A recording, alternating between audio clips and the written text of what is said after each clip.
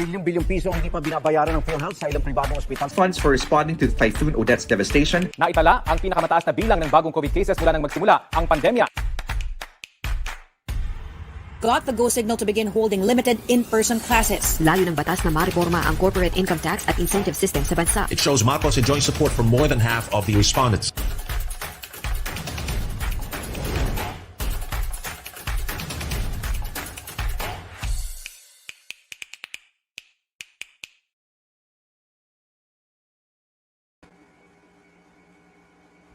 Good afternoon, everyone.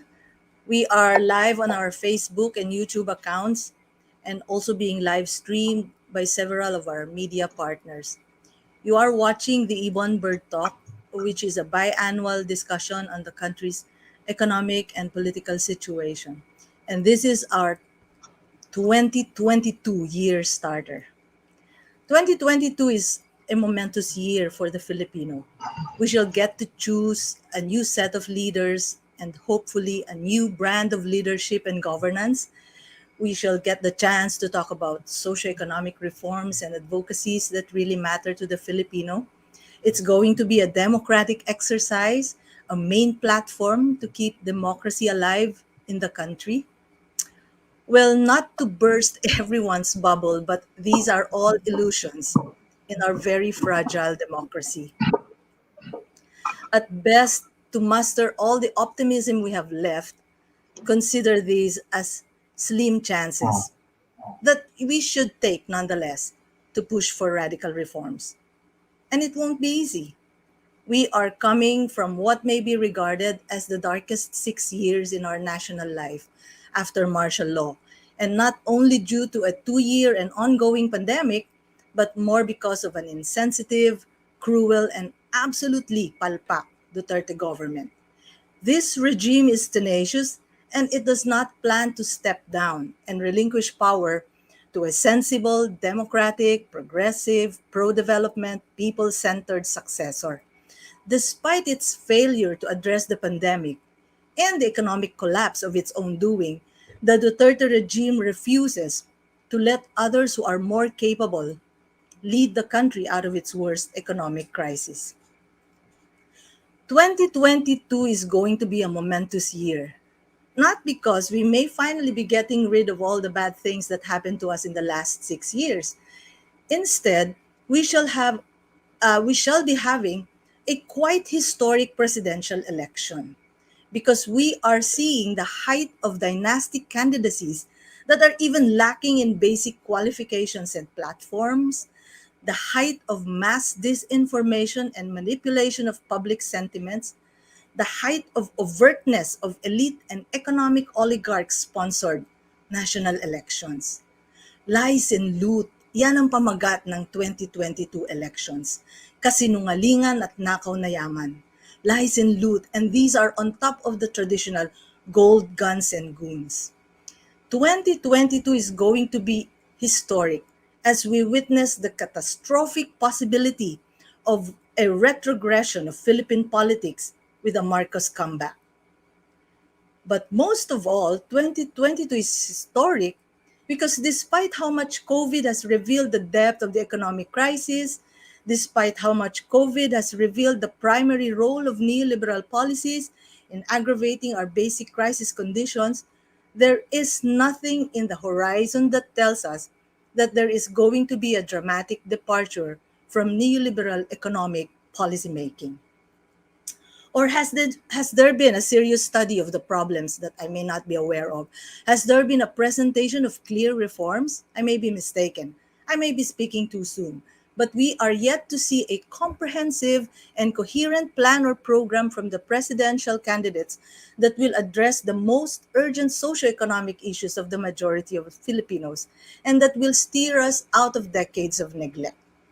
Is there going to be a different discussion on economic governance, or are discussions on any serious issue still relevant for getting elected, for that matter? We should see the nature of what is unfolding before us politically from the perspective of the economy. How bad are we economically? What do presidential candidates have to offer to steer the country from bad to good, better, and best? and gaining momentum from a really bad governance, are we headed towards democratic changes economically as well as politically? Or if not, how do we do so? This is how we wish to frame the discussion in this afternoon's Bird Talk. I am Roseby Guzman, IBON's research head, and I am with our executive director, Sunny Africa. Hi, Sunny.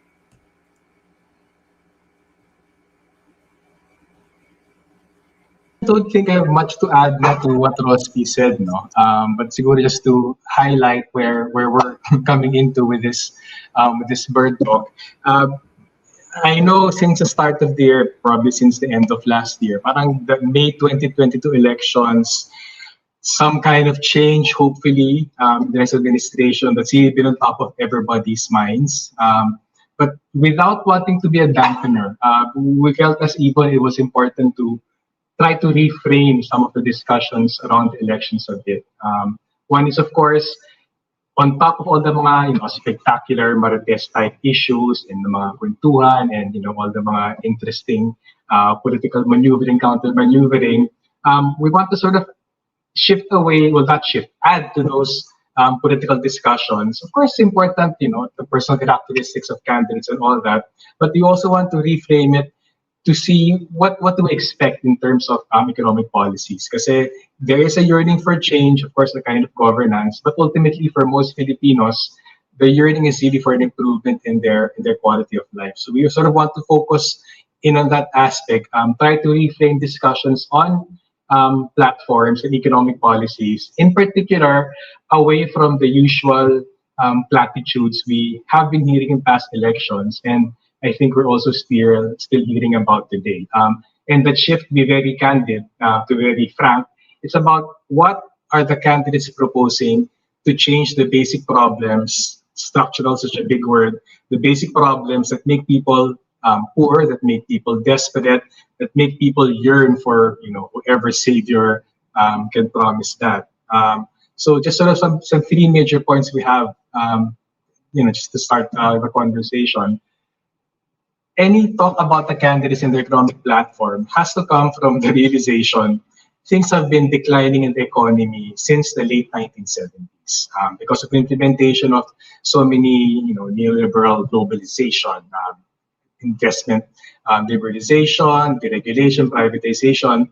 Those have been implemented for the past 4 decades. They promise so much, they have not delivered. So I think any discussion about the platforms of the candidates should come from a realization the past 40 years of policies have not delivered what they have meant to deliver.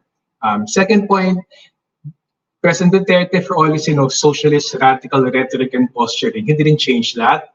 Things kept going down in his first 3 to 4 years before the pandemic, and it just got even worse because of the pandemic and the kind of response they had. Last point, third point, it might seem, looking at economic platforms and looked at from the perspective of who's going to, propose the big solutions to the big problems, it might seem now we don't have much choice between candidates. Pero yung elections, that's the game we're playing right now. That's what we have at hand. There is, in that sense of major reforms, no real choice among the leading candidates, but that doesn't mean our choices don't matter. Our choice will still matter. Some candidates are still better than others. And we'll be blunt, because Rosby already mentioned that Marcos presidency is going to be the biggest step backward for the Philippines if it succeeds. It represents all the most retrograde aspects of Philippine politics. It's a dynastic family spawned by a dictatorship, fueled by hundreds of billions of pesos in corruption, tapos dinagdagan pa ng all the disinformation in the social media era. Parang that's the way they're running their campaigns now, and that's the kind of governance we expect. I think that's a clear target for us as we orient ourselves in this May 2022 elections. We may not get the structural changes we want, but the first steps towards that can always be taken with the elections. Sunny, you remember midway, midterm, around 2019, I believe, the Duterte government was already distributing this fallacious Duterte legacy. Sabi natin, mamamatay ka na ba? Why are you showing your legacy when in fact your term is not yet over? Or do you want us to end it? But anyway, in our analysis, which we have already shared not only to the media but to other stakeholders, we are saying that yung legacy talaga, it's going to be the worst legacy ever, no, of an outgoing president. For you, what are the two? I'd like to think there are just two, but the two worst economic problems that the Duterte government will leave behind, no? Ito yung pinaka-legacy niya, apart from, of course, yung kanyang mga false claims of having improved the economy. Siyempre dahil being shoehorned into just two, I think the two medyo expansive. I think the first one is the weakest economy in the post-war era since Philippine independence. That's number one. I'll elaborate na lang mamaya. Tapos secondly, hugely increasing suffering, poverty, and misery, especially because of all the lockdowns and the poor pandemic response. So kung papa-elaborate ako ng konti, why do I think it's the worst, weakest economy in decades? Because even before the pandemic, manufacturing was collapsing. The share of manufacturing in GDP is the smallest since 1950. Wala pa yung pandemic. In 2019, it was less than 19%. That's more or less the level it was in the 1950s. Yung agriculture, the smallest in history. So those two things lamang, for all the wealth and riches of all the mga close to 30 cronies, for all the granted, may mga benefits naman tayo with the nice cell phones, may pwede puntahan mall, may pandemic, may aircon. Pero the bottom line is, in terms of an economy, ano yung kakayanan niya mag-create ng jobs, anong kakayanan niya mag-create ng high incomes, anong kakayanan niya to be dynamic and really, in the real sense of the word, compete with other countries to advance yung quality of life ng mga tao. President Duterte, because he continued these 4 decades of really bad policies, that decline kept going during his term. So I think that explains a lot also of why economic growth was slowing. Marami, they always like to say na, strong economic performance, ang galing-galing namin, all this, hype about game-changing reforms.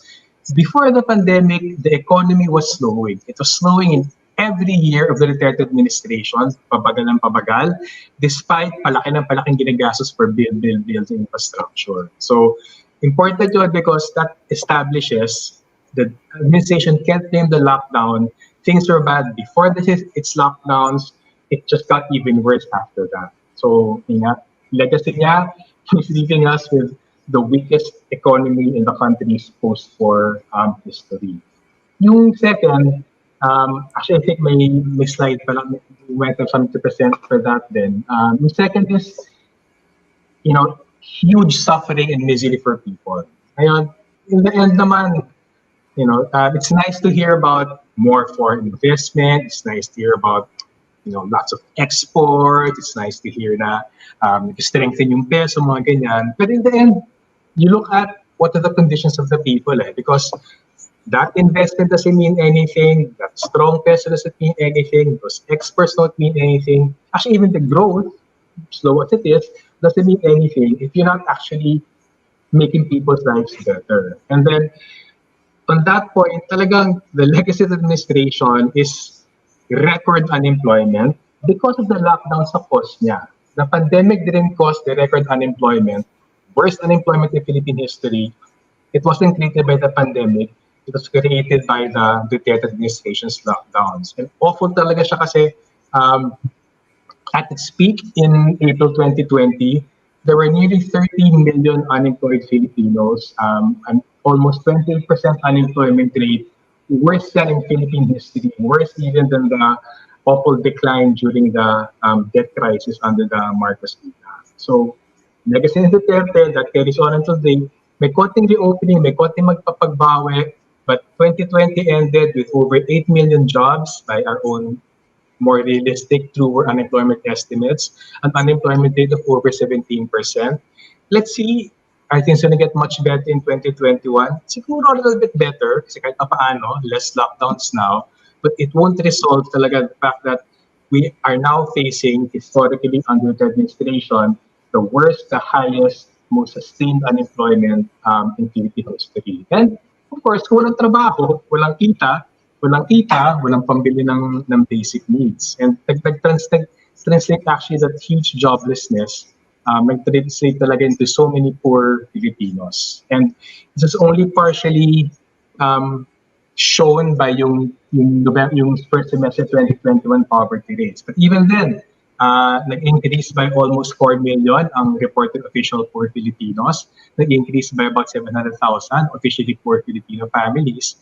That underestimates poverty kasi they use 79 pesos per person per day. That's too small to say nearly from poverty. The bottom line, if you look at the real level of poverty, at least 18, maybe up to 21 million Filipino families can be said to be poor or vulnerable as of 2021. And that's what the getting is behind an eroded economy to its worst in history, unparalleled, I think, misery and suffering. Of course, tatanungin dyan, bakit popular pa rin siya? Tanong mo na lang mamaya. But I think yung top 2. Pwede. Ay, babaguhin ko. Ang top 2 problems is leaving behind Sara and Bongbong. Pero ito ko sa Pinoy. But you mentioned about yung ang isa rin niyang legacy on employment or on the jobs crisis is the Duterte administration has the lowest job generation figure. Oo, grabe, di ba? Parang over 300,000 lang on the average, from 2017 I believe to 2019, and this is pre-pandemic. Siguro may kumbaga pang the closure to this legacy is the question on build because maybe you've also noticed that all the presidential candidates are stepping on this so-called achievements of build. But even let's say job creation under the program will just show you about siguro mga 23% increase in construction jobs, and these are not permanent jobs kasi once you build it, it's done. Pero still, the Duterte administration is showing na ito yung isa sa mga game changers niya, yung infrastructure program. At ito rin yung mga inaano nung the spin doctors, yung kanyang mga nag-hype nung achievements niya. They show you the highways, the ports, the transportation projects, etc. But it doesn't really cover up yung fact na bakit ang konti ng jobs created, which is the smallest jobs creation post martial law, in the entire administrations before it, So in your circle ba, Rosby, dinaramdaman ka na guminhawang buhay from build. I mean, apart from baka may kaibigan ang contractor, pero beyond that, I actually don't know if there's a lot of people who really benefited from these hundreds of billions of pesos na infrastructure projects. Grabe talaga. Even the motorists, ikaw motorista ka, even the motorists are not happy, even if you can travel from here, Quezon City via, Mindanao Avenue to the airport. Pero ano naman gagawin mo sa airport, You go there, 15 minutes, pero you will pay how much? 300 pesos for the toll. So parang wala talaga siyang yung benefits even for those who get to use the infrastructure. Pero ang isang question talaga is, what will you do with this massive jobs crisis na you live behind, and it's not even commensurate how much you have increased your budget for infrastructure, hindi commensurate yung jobs creation niya at yung benefits. Last, I remember Vince Dizon, of BCDA, na talagang hyping the build program, was saying that siguro mga 200% increase in economic activity per infrastructure, per facility built. Ganon yung kanyang ballpark figure. But less pandemic pa, we're not even talking about the lockdowns and the pandemic. Less that, wala talaga, it didn't reach that point. And in fact, as you said earlier, the economy really was slowing down already as we came into the pandemic. And then the Duterte government was denying that kind of slowdown na beyond na no, dun sa kanyang control, whether globally at saka doon mismo sa mga fundamentals ng economy. So I think, yes, I do agree na yung poverty, no, that comes out of that lack of a plan, no, for anything at all na talagang for development or for even industrialization, at relying only on infrastructure. Yun talaga yung mamanahin, not just us but also yung the children of our children, that unrelenting and even worsened poverty. You mentioned it, di ba? In the first semester of 2021, nag-increase pa yung number of poor sa Pilipinas, and you can't deny that, no? Ganun na talaga yung nangyari. And even savings, no? As we keep on saying, yeah, sure, sabi natin noon, wala naman talagang savings yung 18 million families, but even then, no, those who have yung savings nila have decreased over time during the pandemic and even, no, in 2021. So I think yun eh, if ang laki kasi nung you can easily blame, may pandemya and everyone got hurt. 'Di ba? Sino bang hindi nasaktan? I mean, that's the line, no, of the Department of Finance and even NEDA. Pero this is my next question, and even I ask myself, given a different presidency, how should it have responded to the pandemic? Diba? Or okay. Diba? Kasi we're the worst. I mean, I think we also we gathered data, we parang binuo natin yung data to show that we're worst off. Tayo yung worst talaga in ASEAN, no? Pero the Duterte government is also denying that. Now the question is, hindi siyang nakaupo. And I'm not even importing presidents from the other ASEAN countries, ha? Di ba? Sige. That's a question. Actually, mahalaga yung tanong yan kasi we keep hearing that line from the administration na, lahat tinamaan ng pandemya. Well, sana totoo yun at sana lahat tinamaan ni Duterte. Pero yun ang problema eh.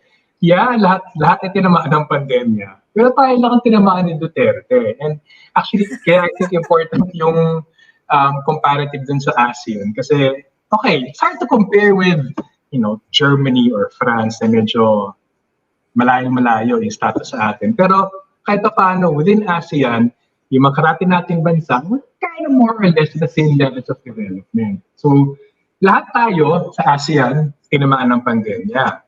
Pero I think may pattern. Yung Philippines in 2020 had the biggest contraction in GDP and the biggest collapse in GDP per capita. We had the biggest manufacturing decline. We had the biggest unemployment increase. Now we have the highest unemployment in the region. We have the highest inflation. Is that because of the pandemic? Parang hindi na eh. I mean, it's because of how the Philippine government responded. So what could it have done? It could have done so many things much better. At paulit-ulit na over the last 2 years, medyo parang mantra, umay na nga ako eh. Act early. Nung alam mo nang papasok from China, control your borders para ma-minimize yung pagkalat within. Tapos again, mantra na rin. Kung pumasok na dito, how do you contain the pandemic? You test para you know where it is. You trace para you know who you have to quarantine. And kung meron kailangan quarantine, you help them na hindi disrupted na hanap buhay nila, and they quarantine so they don't spread it. Kung may magkasakit, alagaan mo sila, pagalingin mo sila. But those sobrang basic things, because tinipid tayo ng Duterte administration, sabi na hindi, mas matipid mag-lockdown. So nag-lockdown na lang siya without doing yung spending on the necessary infrastructure for testing, tracing, quarantines, and supporting yung mga nag-isolate at pinapagaling. So, sumabog talaga siya. Despite the lockdowns, kumarap pa rin yung COVID. I know we have like the, I think 4th or 5th pa rin tayo in terms of cases, maybe 2nd or 3rd in terms of deaths. 3rd, I think, for cases and 5th for... But even worse, di ba? Yeah. So, ang tindi lockdown mo, fail pa. Pero yung lockdown may kabayaran. The collapse of the economy in terms of output, jobs, incomes, family savings. So parang, what could it have done better? Well, sana naman lang ginaya lang ginawa ng ibang mga karating ating bansa, we would not be in the situation nga now na weakest economy in the post-war era, worst unemployment, most expansive misery in the post-war era, na wala namang gera. O baga, yung gera hindi laban sa pandemya, ang gera natin laban sa sariling gobyerno natin. That's awful. Parang you want to believe your government has your back, pero hindi eh. So I think a lot of people looking for change now, I'm not saying all pare-pare yung mga kandidato, but some of them actually will provide a better alternative to the kind of insensitive government response we got under Duterte. Sure, that's true. And Hopefully. also, go ahead. Pero actually, I want to ask you din eh, ibabalik ko rin, if the Duterte government could have done that, actually, I'd wonder then, what can be done pa ba? I mean, Can be done pa. Yeah, saka 2 years na tayo, nag-iba na yung conditions, nag-iba na yung pandemic. I mean, what can we do pa nga in the next 6 months, last 6 months administration, and then in the remainder of the year? Kasi I think, yun din hinahanap ng mga taong ngayon. I mean, are we normal na ba? Saka hindi pa, di ba? Hindi pa. Actually, yung may delays. Well, hindi pala delays. There are absent relevant things that you could have done, but it's not too late to really do them. For example, yung cash assistance, no, to stimulate the economy. I really don't believe that money is not there, you know, like what happened towards the end of the year. We even had this typhoon, no, and then still the Duterte government couldn't show the money, but the money is there. Andun yung pera, even if you just look at the sabi mo lang, the calamity fund, it's there. It has even increased over time. So I think yes, as given a different presidency, I think yung economic stimulus composed of yung cash assistance doon sa the most needy, at saka doon sa economy, especially if our economy is composed of small entrepreneurs, the assistance to the small entrepreneurs, I think that could have come more timely than the tax cuts given to the rich, than yung mga inuna niya, yung let's go on with the infrastructure program, let's go on with the tax reform that will free up profits for the corporations by cutting corporate taxes, and right then I think this was even half year before 2021 it was already happening. Sabi natin, okay, you're not really concerned doon sa how people or how everyone will recover from the pandemic and from your lockdowns, and in fact lockdowns lang talaga yung naging solution niya. So yes, quick lang. Speaking of yung, people had so much difficulty na wala silang cash assistance. I forgot to mention, ito sa slide din kanina, ang naalagaan actually yung super rich na atin eh. And it was so surprising for me to find na yung biggest increase in wealth in the last year of the richest 50 nationals, nasa Pilipinas. So that's such a clear case of bad governance na dumobo yung misery, unemployment, lack of income sa baba.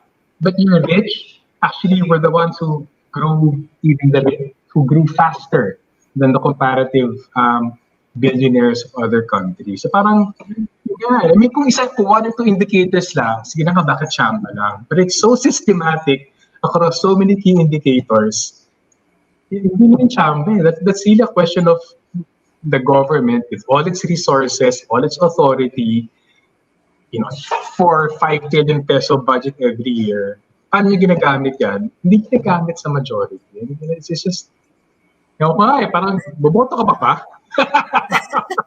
Nakakainis, ano? And if you look, there is another, but it's not there in the slide.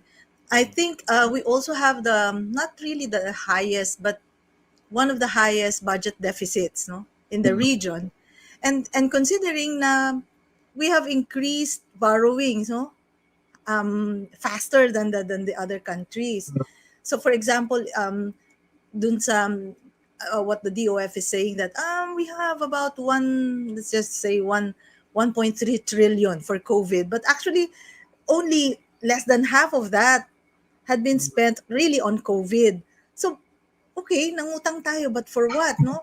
And then, when then you look, okay, the government spent 700 billion for infrastructure, paid 1.12 trillion for debt servicing, and borrowed something to the same amount, but only half of it, or not even half of it, was spent on COVID. Tapos now we are seeing the rich getting richer. And I'm not saying they're the richest actually among the ASEAN billionaires. Yeah. Oo nga. Hindi pa. But We're super rich, di ba? Oh my God. but the ASEAN billionaires are manufacturers and industrialists, and these are just compradors or traders. So, pero still, no, they gained a lot from the pandemic and from the Duterte government's policy of favoring them over really doing something about the health and economic crisis. So, yeah, so given another presidency, you're right, we don't have to look far kasi it's been a mantra, not just for the presidential candidates, but parang most especially for activists and, for people, organizations who have been nagging the government to do something about the pandemic and the economic collapse.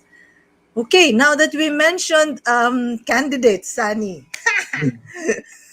Ay. Sorry. Sneaker. May time pa ba? I think wala tayong oras. Thank you for attending. Yes, we have time. We started 5 minutes late. Okay, here's the thing. Yung sabi natin, clear platforms manifest clear vision.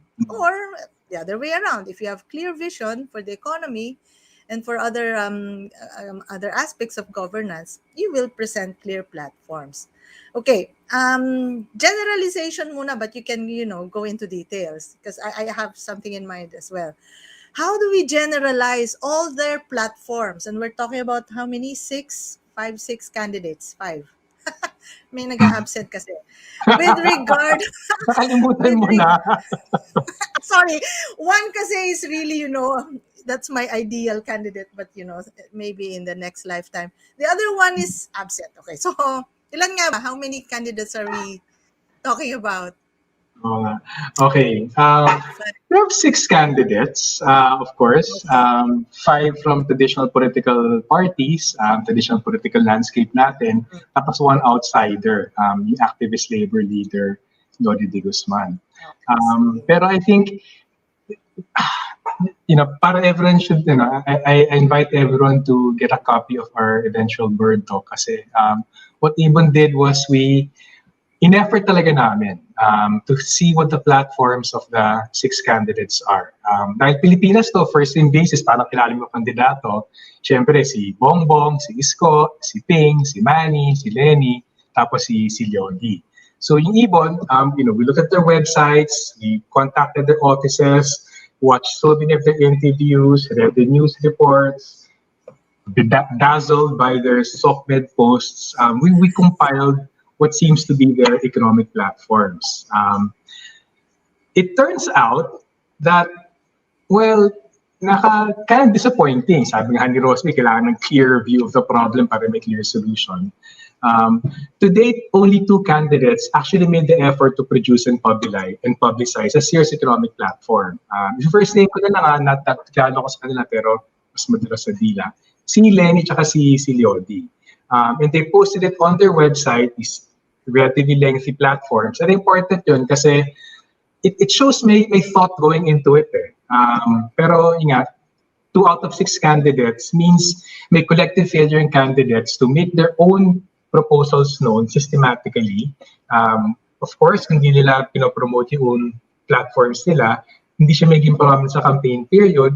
Kung hindi prominent sa campaign period, not covered by media, not thought about by the public, that also means na natili mababa yung level of public discourse on who we choose. We'll end up choosing on personalities, di ba? Sino pinaka, yung cute naman niya, cute naman ang anak niya, close naman na mag-ama, whatever na ganon.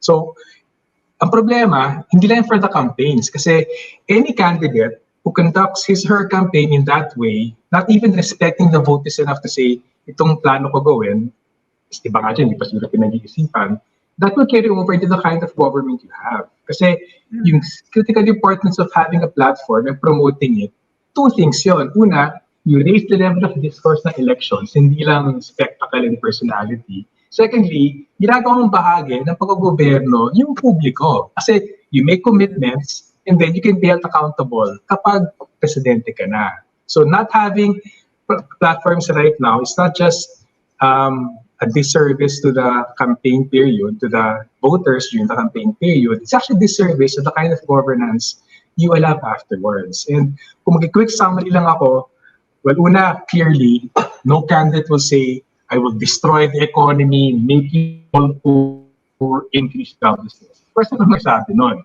Everyone will say, I'll create jobs, I'll reduce poverty, I'll give you this or that.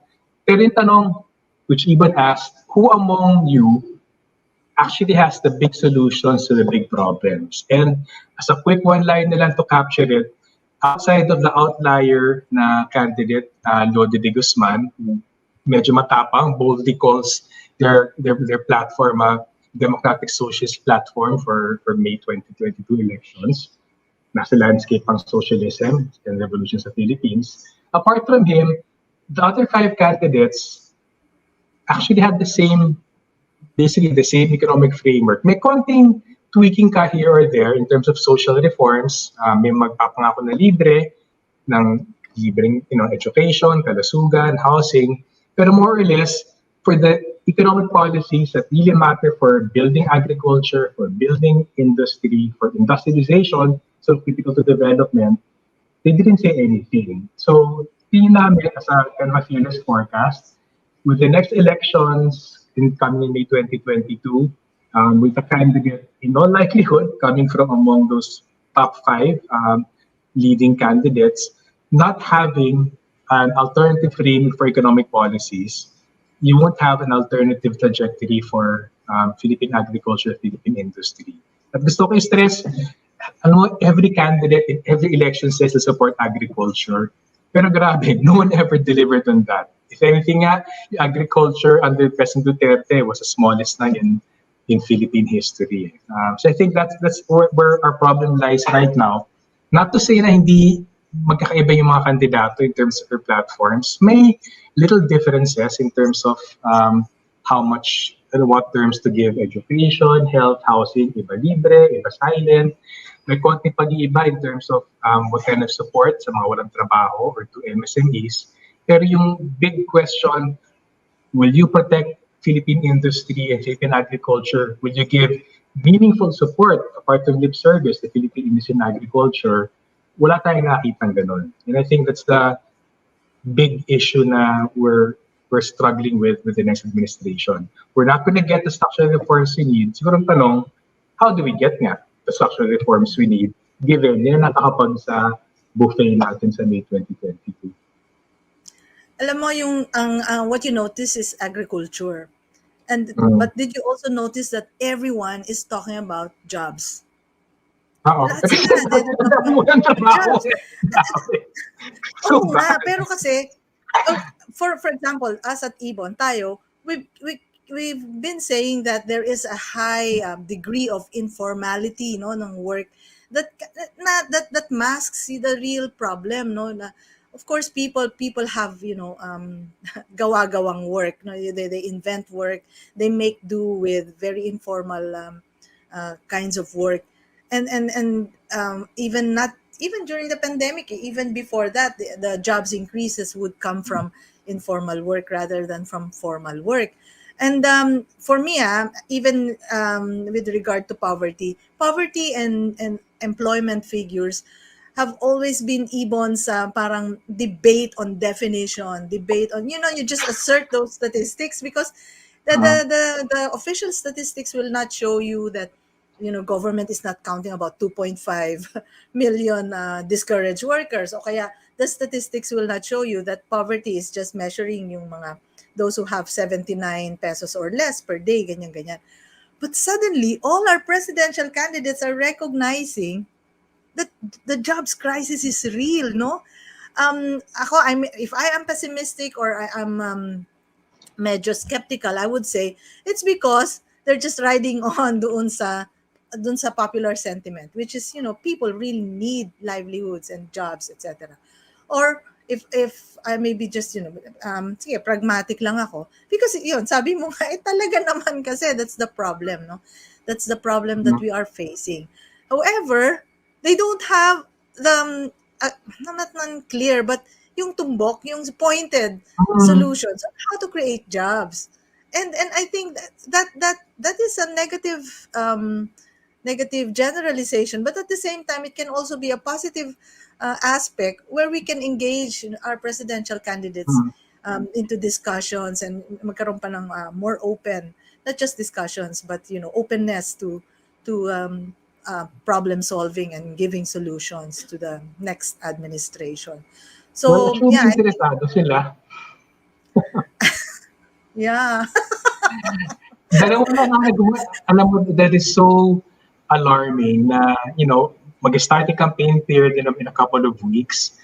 But to have only two candidates even bothering to put together and package a platform. I mean, at worst, cynical, di ba? Na they don't care. But at the very least, it's a sign of incompetence kasi if you're not accepting your responsibility, even as a candidate for the highest position in the land, if you're not accepting responsibility to do your staff work, anong gagawin ko pag presidente ka na, di ba? So parang yung inertia ng lack of real, new ideas how to address agriculture industrial backwardness, yung katapangan to address yung income and wealth inequalities natin. Even na nabanggit mo yung simpleng fiscal stimulus for recovery, kung di mo na pag-isipan ngayon, June 30, pag nagaganyan ka na, is not the time to, ano, pwede ko para sa Pilipinas, Medyo, that's the medyo, it's a huge problem, I think, right now among, in general, among the candidates, outside of yung dalawa na yun. It's plain lazy, no? And I think even if you go to their website, Sani, some candidates are telling you, eto yung mga buzzwords nila or maybe, their targets, which is fine. O sabi mo mga platitudes. So. Pero andon. But some candidates really, wala talaga silang ipapakita. And that's for me, that's what makes this makes 2022 really different. Like, you can win. Can you win without a platform or without even showing anything na you have achieved or you intend to achieve? Duterte won without a platform. I'm sure na-encourage sila. Those things. Endo, free irrigation. Yeah, buzzwords. Kaya na. I don't know if we have time from our... but I would like to engage you in a fast talk, Sani. Okay. Wag! May bago ko mag-isip eh. Hindi, you can ask me too.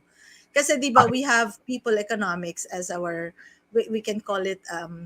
It's not really a blueprint, but it's our reform agenda of the economy, which is really ang number one talaga niya, that it hopes to change. People economics hopes to change the neoliberal economic policy making. As we said nga, we would like to frame the discussion on policy development, no, or development policy, or paano nga ba that instead of promising reforms that are empty anyway, or not even promising anything, and you just do the traditional dance of the politician. But how can we really have policy making that's geared towards development? And I think people economics, we've been saying that. So may mga pillars naman yung people economics. So I would just like to maybe do a fast talk on each pillar. For example, which of the candidates do you think will have a chance of really pushing for this pillar? Ready? You can ask me as well. Teka, stress na ako. Stress ako. Okay. Kasi you can look at and I think this will be included in the Bird Talk paper that's coming out. We're just waiting for the national income accounts to be released today. I think they've already released it, so we will update that. So tomorrow. Anyway, so our viewers and audience can also go to our website and download a copy of the Bird Talk paper. But in the paper, there will be a presentation of the different platforms. Of course, using, for example, the pillars of the of people economics. But we can look at motherhood statements, the concrete thrusts or directions that they're doing, or the specific programs and measures that they are saying they will do. Tas syempre yung dulo, which matters most, is yung track record no towards it. So the first question, of course, okay. Given that, Fast talk talaga. hindi naman. Kasi ako nakapili na ako. Okay. Do you ever imagine paano tayo boboto, no? In the pandemic period? Sana meron. Anyway, okay. Sana you can just use the computer. In developing the countryside, rural development, for example, which of course it doesn't happen in our context, in our analysis, it will not happen without agrarian reform, syempre. Who is the best? Who is your bet? Si Lenny. Okay. Pwede mag-one-line na paliwanag, di ba? Si Lenny kasi, Lenny. siya lang nagbigay ng specific measurable indicator. Sabi niya, she'll double the agriculture budget from 1.7% of the national budget to 3.4% by 2028. So, the fact na may ganong klaseng number, masisingil mo. Gagawin ba niya? Well, syempre, may laman tayong bolang kristal, but at least, may sinabi siya, gano'n. Okay. And I would like to mention, in terms of motherhood statement, in pronouncement naman, Marcos Jr. has good pronouncement kasi nasa production siya. But the rest, measures, strategic and then thrust, track record, empty yon. Wala kang makikita doon. Ayan, sorry. Galing, di ba? Wala talaga, wala siyang platform. And in fact, meron siyang, Marcos always has these false claims about, the rural development of Ilocos Norte, the tourism development of Ilocos Norte. So, attributing it to his term, mga ganyan. And medyo may pagka-false yan because Ilocos Norte is also is one of the regions na talagang devastated by imports liberalization and by landlordism, no, still up to this day. Okay, next. This is your favorite. Palitan ba tayo? Di ba dapat ikaw? Ako naman yung tatanong, pwede. Okay, sige. So pillars lang Okay. Sa Build Filipino Industries, Rosty, sino yung maasahan mo with some progress to developing Filipino industry? Baka naman sabihin nyo, biased ako. It's actually, based on our research, it's Lenny. Okay, everyone, all the candidates are within the reliance on what do you call this? On foreign investment, on investment. Which of course we don't say, that's bad, relying on foreign investment, etc. We always qualify that the foreign investment with the right regulation and with the right kind of investment will boost our industries and will boost industrialization. Lenny focuses on the important things in the manufacturing sector and even in the yung sa auxiliary industries and sectors, no.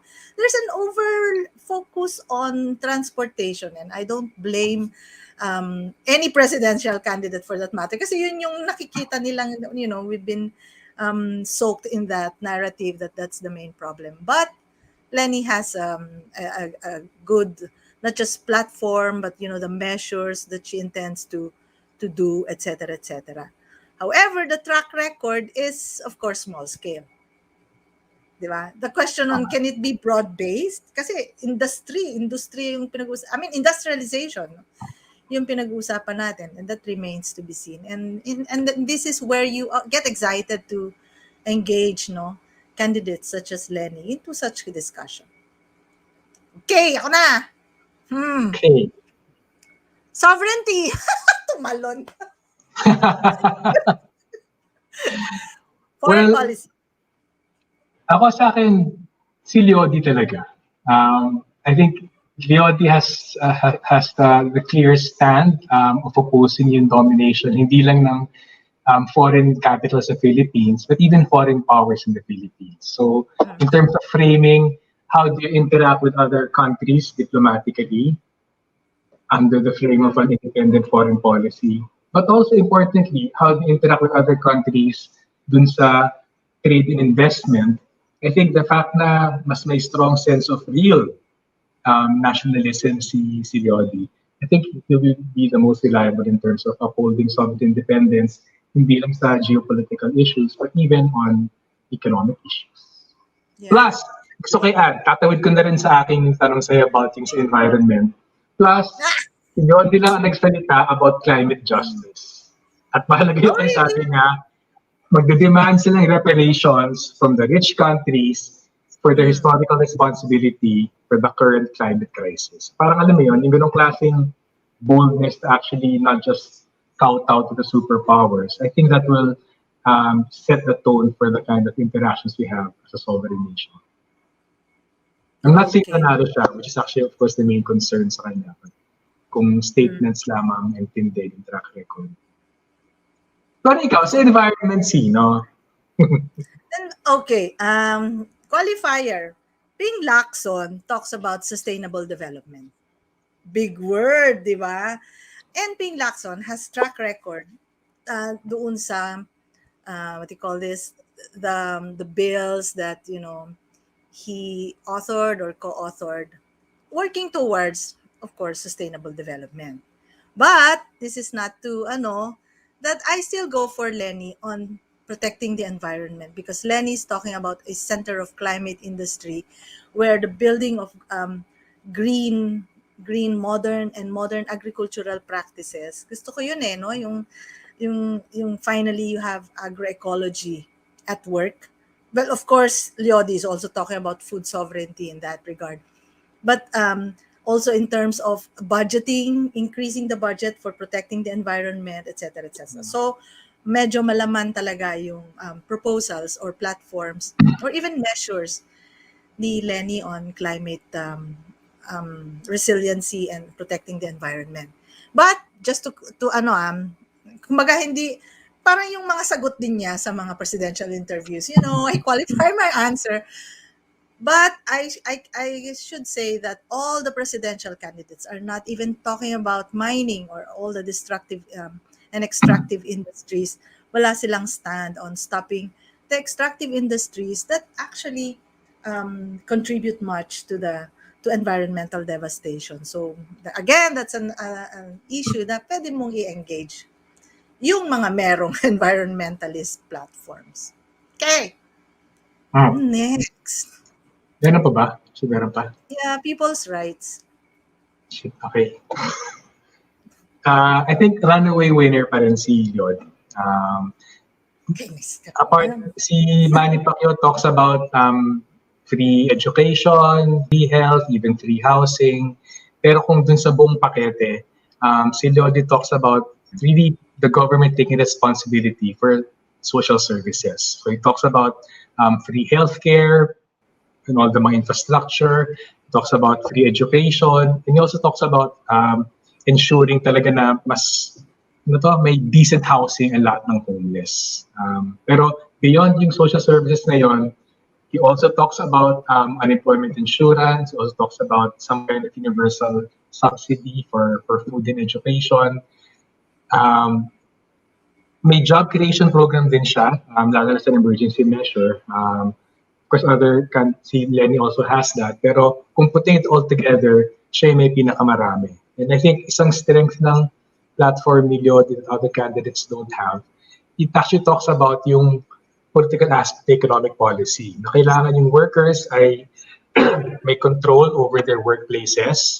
So it talks about establishing unions, workers' committees, parallel to corporate boards. Of course, question dyan, I mean, sa to lang, out of 45 million workforce, you're talking about at most 10 million workforce makakover ng ganang klase. But nonetheless, it's I think a sincere effort to make sure na may control yung mga karaniwang Pilipino dun sa kanyang workplaces as opposed to hindi. So putting it all together, may mga fragments with other candidates. Si Lenny also talks about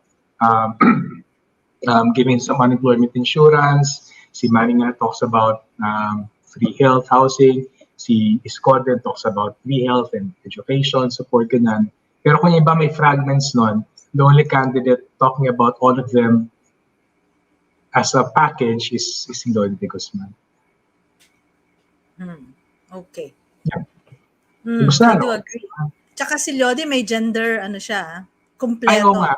Entire package. I think there's also... Paano pa si Lenny, di ba? May mention ng gender kay Lenny. I mean, it's her personal equity, pero kompleto yung package under Leodi's measures and programs. Okay, I think.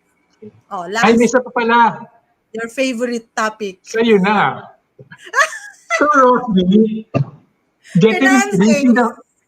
raising the finances needed for development. Sino kaya? Si Ping kasi talks about tax reforms, pero not the tax reforms. Kasi sa Domingos din. But he knows where to get the money, not just relying on investments. Tapos also there is effort to kumbaga channel yung debt towards more productive uses, etc. But still, what we are looking for, and I'm sure you will agree with me, is a comprehensive development financing approach. Hindi lang yung saan natin kukunin yung pera, ganyan. I mean, and there's an unspoken, hindi, si Lenny yata talks about wealth tax.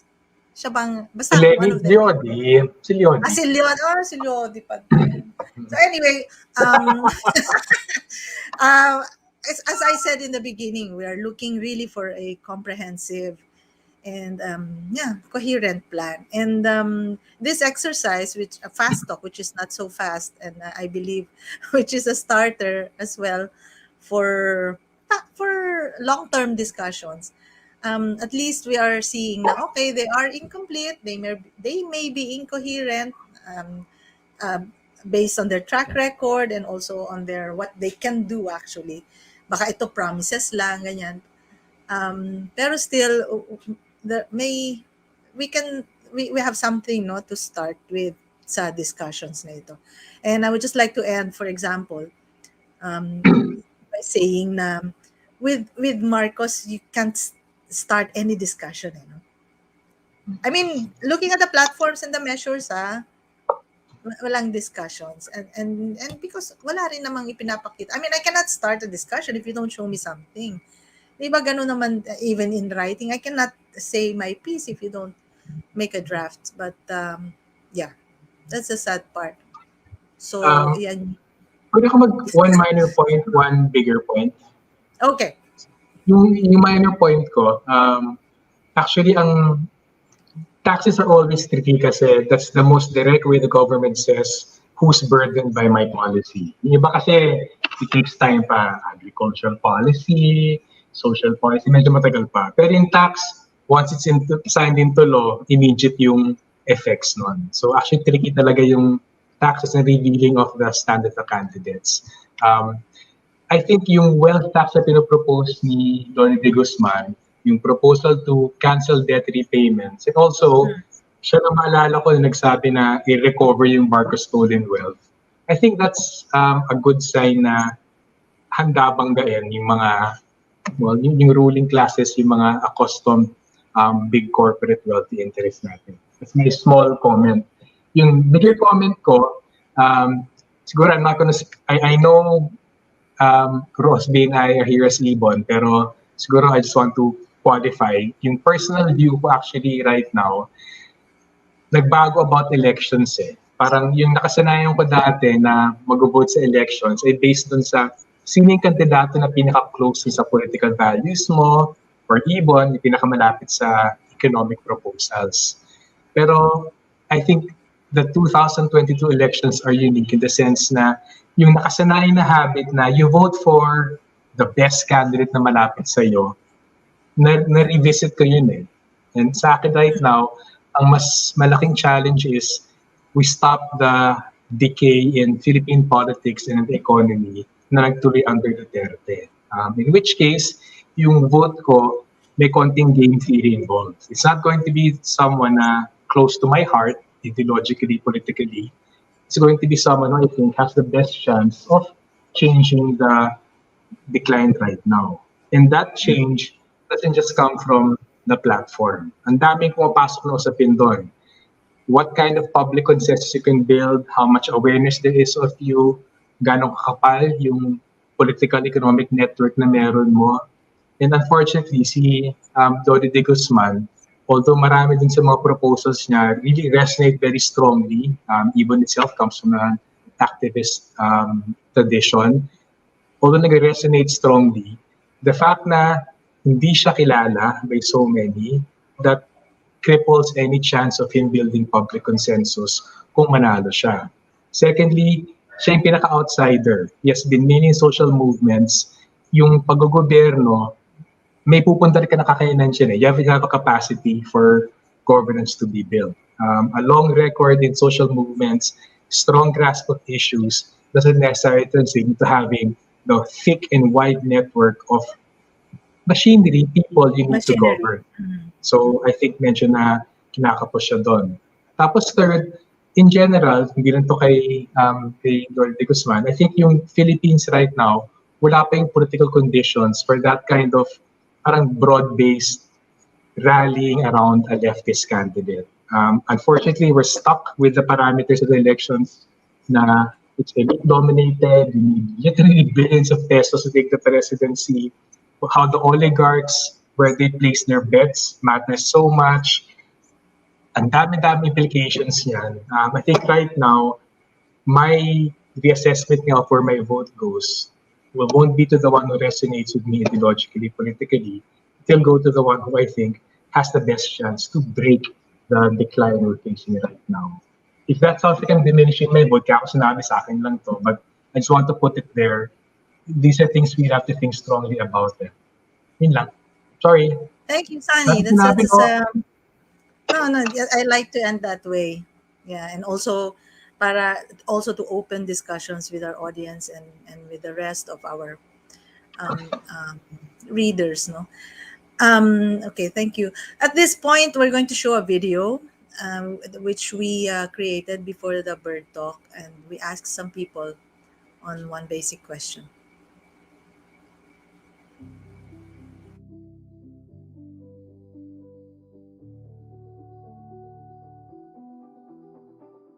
This pandemic is a health, social, and economic crisis rolled into one. Globally and locally, it has magnified persistent problems on poverty, healthcare, just to name a few. What do I want my vote to achieve beyond the 2022 elections? Well, my answer is simple. It's good governance. I think that's what our country needs right now.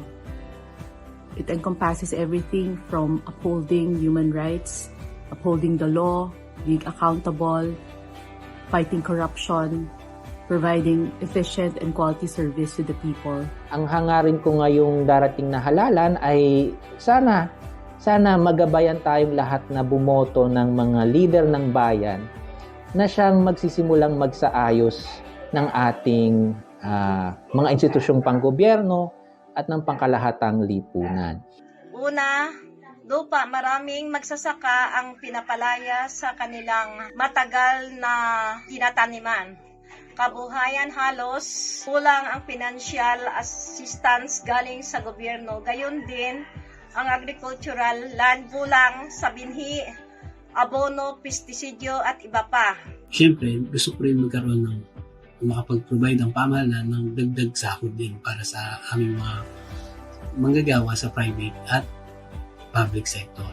Bilang guro ng pampublikong sektor, ang boto ko po ay para dun sa leader na ipaglalaban at isa sa katuparan ang matagal ng panawagan ng sektor ng edukasyon at dun po ang salary increase ng mga guro at kawani, pagpigil ng kontraktualisasyon. Ngayong panahon ng pandemya, ang boto ko po ay para sa ligtas at legalidad na edukasyon para sa lahat. I want my vote to achieve something for small business owners like me and my husband. Sana beyond 2022 elections ay masuportahan, maproteksyonan at mabigyang pansin kami. As a mother, I hope my vote can achieve for a better future for my son. Ang nais kong makamit ng boto ko para sa bansa lampas ng 2022 mula sa hanay ng mga artista ay sana ay mabigyan sila ng sapat na benepisyo, medical at social protection. Sana ay mapalawig pa ang pagbibigay ng pansin at suporta sa sining at kultura. I want my vote to achieve a more progressive Philippines and inclusive, with a government that listens to the LGBT community. Siyempre, ang matagal ng panawagan natin, ang pagkakaroon ng matagal ng kapayapaan sa ating bansa, ang pagpapatuloy dapat ng peace talk. The presidential elections will be a critical one. So this coming May 9, I want my vote to give this country a chance and a shot at recovery by increasing our chances in getting jobs back, having a better healthcare system, and prioritizing neglected sectors like farmers, teachers, and hospital workers. Bringing back a healthy democracy where dissent is not stifled and media can function without fear or intimidation. Ngayong halalan 2022, ang aking boto ay para sa isang malayang Pilipinas. Pilipinas na malaya mula sa kahirapan, malaya mula sa kagutuman. Pero ma-achieve lang natin ito kung ang mga maihahalal sa darating na Mayo ay ang mga kandidatong may kakayanan at galing sa pamamahala. All of these can only be possible if we all choose right in the coming elections. Tayo po ay bumoto para sa isang malayang Pilipinas.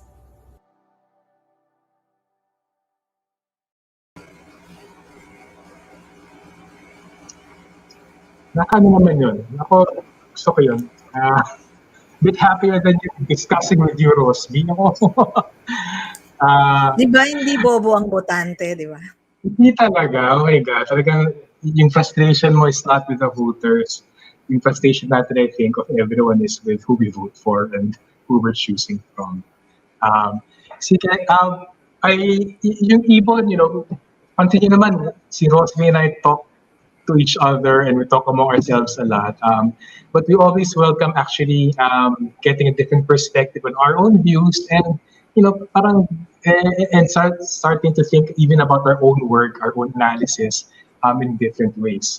So we invited a friend from media to help us with the discussion now. We promised naman not to harass him, pero syempre, kung nakabuelo na, we don't know. We're going to be joined in a few seconds by Jules Kiyang. He's with Rappler. He's head of community, manages the digital communications, Rappler's civic engagement arm, Move PH, their membership program, Rappler Plus, and their grants and partnerships unit. Actually, na-stress ako sa gaya nito kasi ang dami-daming ginawa. Parang, oh my God, bata, kung edad ko siya, where was I? Jules was he's a youth advocate, who's the founder board chair of the 2030 Youth Force in the Philippines and the National Alliance of Youth Leaders. He was also youth empowerment consultant for the UNDP Asia Pacific. He worked in the ABB as communications and stakeholder engagement coordinator with a mission at NEDA from 2020 to 2021. When he, as a fresh graduate, nag-full circle si Jules, he was in media from 2012 to 2020 as TV host sa PTV4. Amazingly, he was able to finish his master's degree at the height of the pandemic at the UP National College of Public Administration and Governance. So rounding off yung kanyang academic career starting with a degree in public administration from UP Diliman in 2014. So we're going to be very nice to him and hopefully he's also going to be very nice to us. Welcome, Jules. Thank you for joining us. Hi, Jules. Hi. Hello, good afternoon po sa inyo, sir and ma'am. And magandang hapon po sa lahat ng mga viewers ng IBON Birdtalk. I'm very happy po and privileged to be here with the two of you. Thank you so much.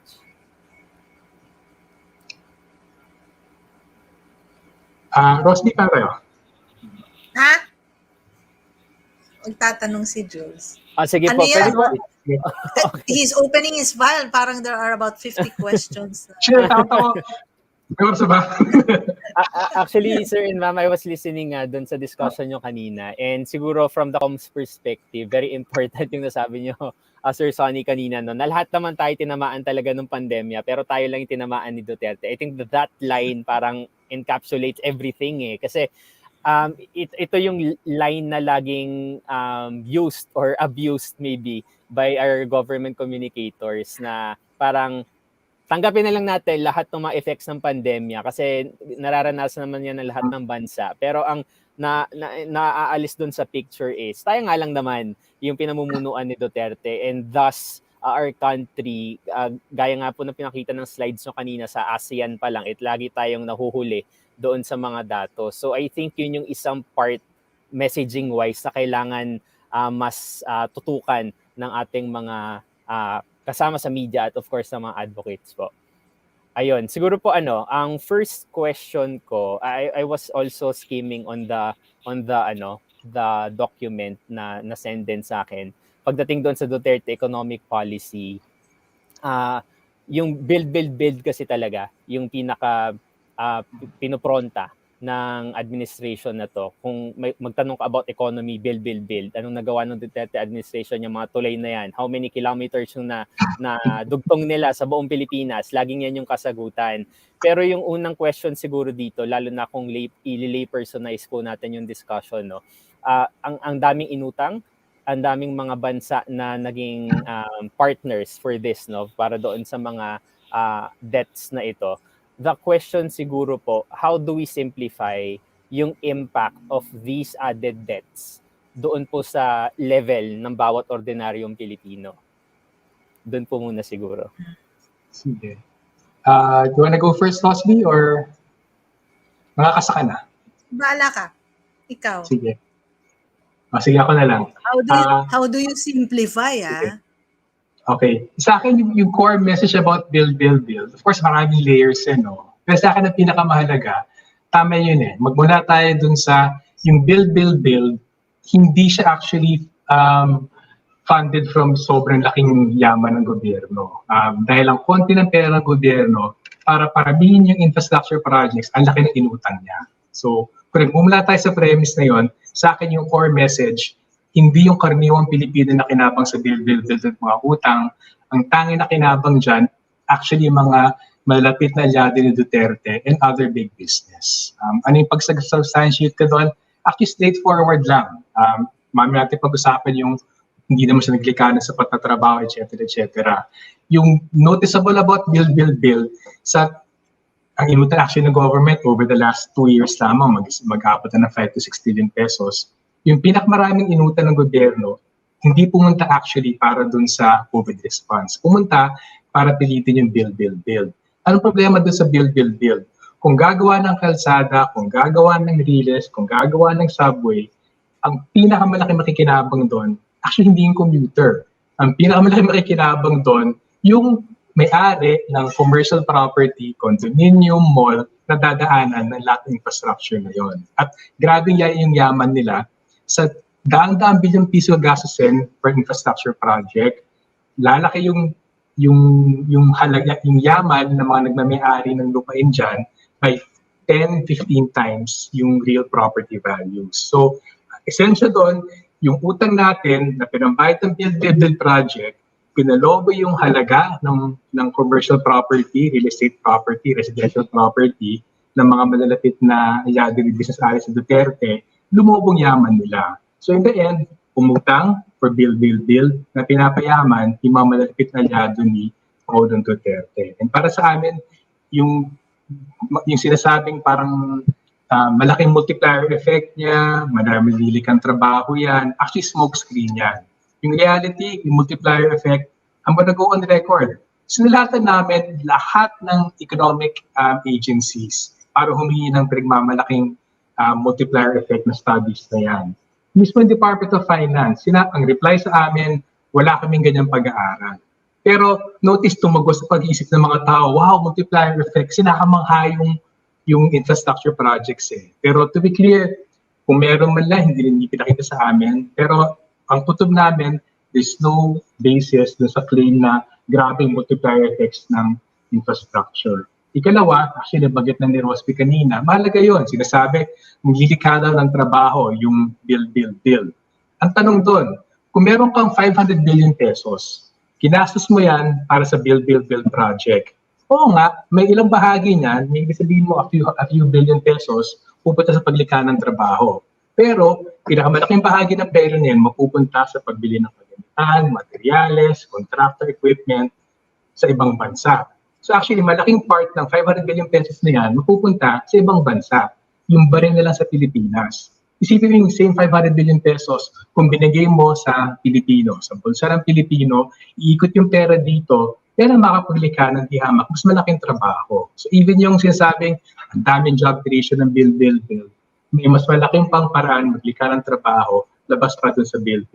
Sa katotohanan lang, despite sobrang laking budget sa build, from about 500 to 600 billion pesos per year noong 2015-2016, umabot siya by 2019 over halos 1 trillion pesos. Pansinin nyo, over that period, yung Duterte administration ay may pinakamababang job generation sa post-Marcos history. Ang nilikha lang niya on average dun sa ilang taon na yan ay parang 313,000 jobs. Kulelat yun among all the administrations, Cory, Ramos, Erap, GMA, and even Noynoy. So hindi siya naglikha, hindi sumapat ang build para maglikha ng trabaho. If anything pa nga, bumagsak pa ang paglikha ng trabaho ng ekonomiya kasi hindi build yung solusyon. Dami ko sinabi, no, pero bottom line, yung pera ay pumupunta para payamanin ang mga crony, aliado, big business friends ni Paolo. Okay. Dagdag ko na rin para payamanin yung foreign corporations. Okay. Ganito yung parang ako, if I try to think, no, why does a government embark on an infrastructure program if it doesn't have a manufacturing sector, if it doesn't have the industry that needs such infrastructure, no? So ganun ko siya inisip. Let's take a look at the case of Mega Manila Mega Subway, no? So 350 billion yan. But yung Philippine economy doesn't have the capacity to manufacture the train, to manufacture the railway. I know for a fact wala talaga tayong capacity, even yung maliit lang na na rail. Kahit sa loob ng pabrika, you need a rail para to transport certain materials. So we don't have that capacity. Eh di lalo na yung napakalaking railway. So 350 billion is borrowed from the Japan International Cooperation Agency, JICA. So it's an official development assistance. It's actually debt from Japan. So nanghiram ako ng debt from Japan, and then I also bought the trains and all the materials from Japanese contractors, and then partner it with yung mga oligarchs na not only benefiting from the real estate development and the property values increasing by building the subway, but also benefiting from infrastructure as well. Construction companies din sila, no? So you imagine, I borrowed money from Japan, but still it's the Japanese contractor gaining from it, and the oligarchs, the domestic big corporations. So okay, nandun na yung nag-redound na. But the borrowed money is sovereign debt, no? It's a national debt. Who gets to pay for it? Edi tayo. Okay, we pay for that loan. At sinasabi lagi ng gobyerno, concessional naman yung rates, no? Very minimal. It's 0.5 to something %, payable in 25 years, etc., etc. In 2023, we get to ride that subway, that train. How much will the fare be? Pre-pandemic, they were computing, no? Traveling from Tandang Sora up to Ayala Avenue Station, which is just what? Wala pa yatang 10 kilometers. You will have to pay 100 pesos one way. So what's the minimum wage in the National Capital Region? So you see, parang yung as the workers say, no, ginisa tayo sa sarili nating mantika, which is really, I can't think of any other idiomatic expression to show you that the impact of this debt is that we enrich yung dati ng rich, and then the poor, they get to pay for the debt and for the user fee, no? To user fee, we call that, yun yung mga fees that will be collected from the poor to be able to use the facility. So eventually, the poor won't be able to use the facility. So let me move on to MRT7, for example, which runs across agricultural lands. Madadala ba ng mga magsasaka from San Jose del Monte, for example, yung kanilang produkto to Quezon City or to any other bagsakan places dito sa sa city, riding the MRT7? I doubt it kasi the fare will be expensive, and I don't think they will be allowed even to have that kind of cargo on the train. So ganun siya ka-evil, no, as an impact. Not just the infrastructure program that is irrelevant, but also borrowing for it just to feed parang transfer of public money to private pockets ganun yung itsura nung build and other privatization projects that we have. Thank you po. Last na po dito sa usapin ng utang, kasi 'di ba po sa national budget natin may allocation lagi for debt servicing, and malaking bulto lagi na pupunta doon. So, given this situation sa patapos na yung term ni Duterte, and obviously the next administration will really feel the burden of paying these debts, and the upcoming administrations as well. So, how will that affect the allocation to other basic social services, given na mukhang mas malaki dapat yung i-aalloka para dito sa debt servicing? Okay. Sunny, would you like to answer that? Sige. Actually, yung gobyerno, may complete control siya kung saan gagastusin yung pera niya. At yun ang point ng IBON in the 1980s pa. Yun ang problema dun sa automatic appropriation. Yung constitutional prerogative and powers ng gobyerno through Congress, sabihin, itong pera natin, itong paglalagakan natin para sa pangailangan, nawala yung malaking part because of automatic appropriations. So, tingin namin, habang nandun yung automatic appropriations, senseless pag-usapan yung saan gagamitin yung pambayad ng utang kasi bawal. So, I think step 1 yun, dapat i-repeal yung automatic appropriations. At ang laking bagay yun. Kung i-repeal yun, hindi mo sinasabi hindi babayaran lahat ng utang. Sinasabi natin, kung i-repeal yun, mas may po ng gobyerno ngayon para ihana yung mga yan. Sige nga, sinong pwede bayaran, sinong hindi. Para sa amin, ang top number 1 na i-negotiate, kausapin, if necessary, puwersahin, na hindi bayaran ng utang, yung mga development agencies. Kasi right now, kung magabayad tayo ng more or less, I think 90 to 100 billion pesos this year sa Asian Development Bank or sa World Bank, otherwise known as International Bank for Reconstruction and Development, or magabayad tayo sa USAID, etc., etc., kasi sabi ng mga development loans to, I think Philippines can make a case, walang kapantay na kahirapan, pagbagsak ng trabaho, krisis dahil sa pandemya, pwede time out muna, hindi kayo magabayad. And I think mahalaga yun kasi once na ganong klaseng capacity ng government to assess ano yung pwedeng bayaran ng utang, anong hindi dapat, lalo na yung mga nawaldas or may marked by corruption, yung automatic appropriations na yun, ang laking luwag, makakahinga talaga tayo.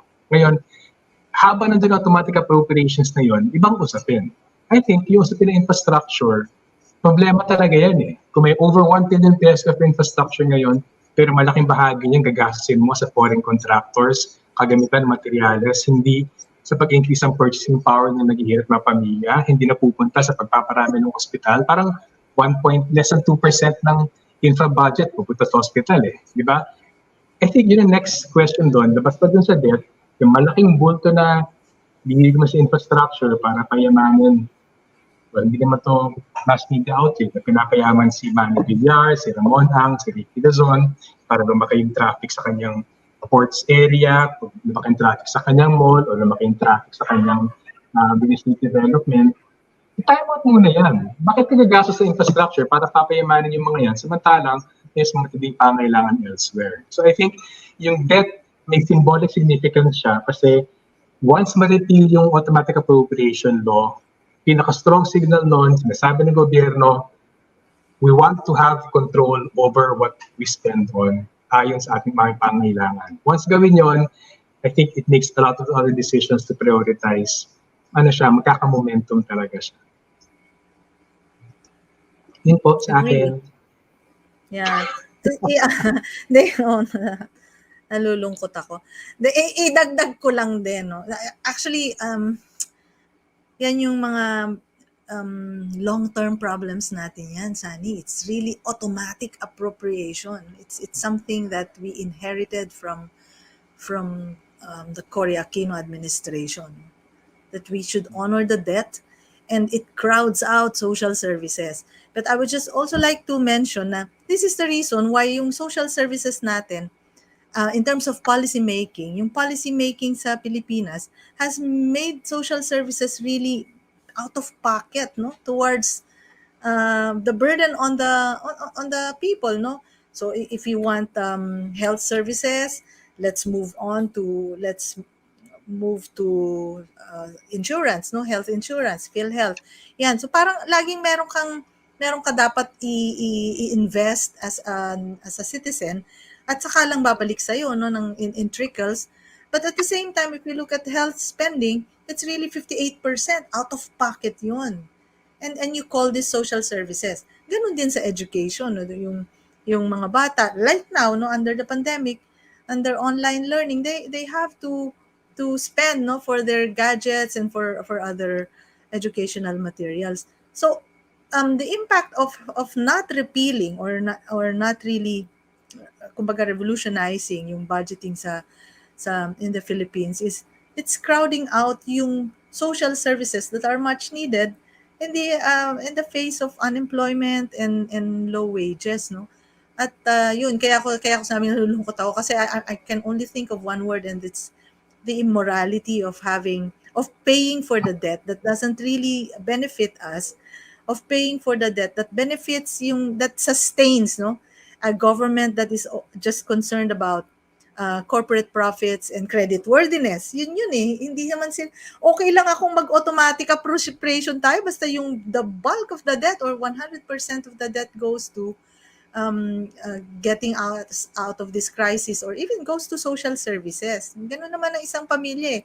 Nakita mong nangutang yung parents mo kasi nakita mong nag-enroll ka na, tapos nagkasakit yung kapatid mo, dinala niya sa hospital. But if you see your government borrowing and it doesn't go to these services, there's something wrong with government and governance, for that matter.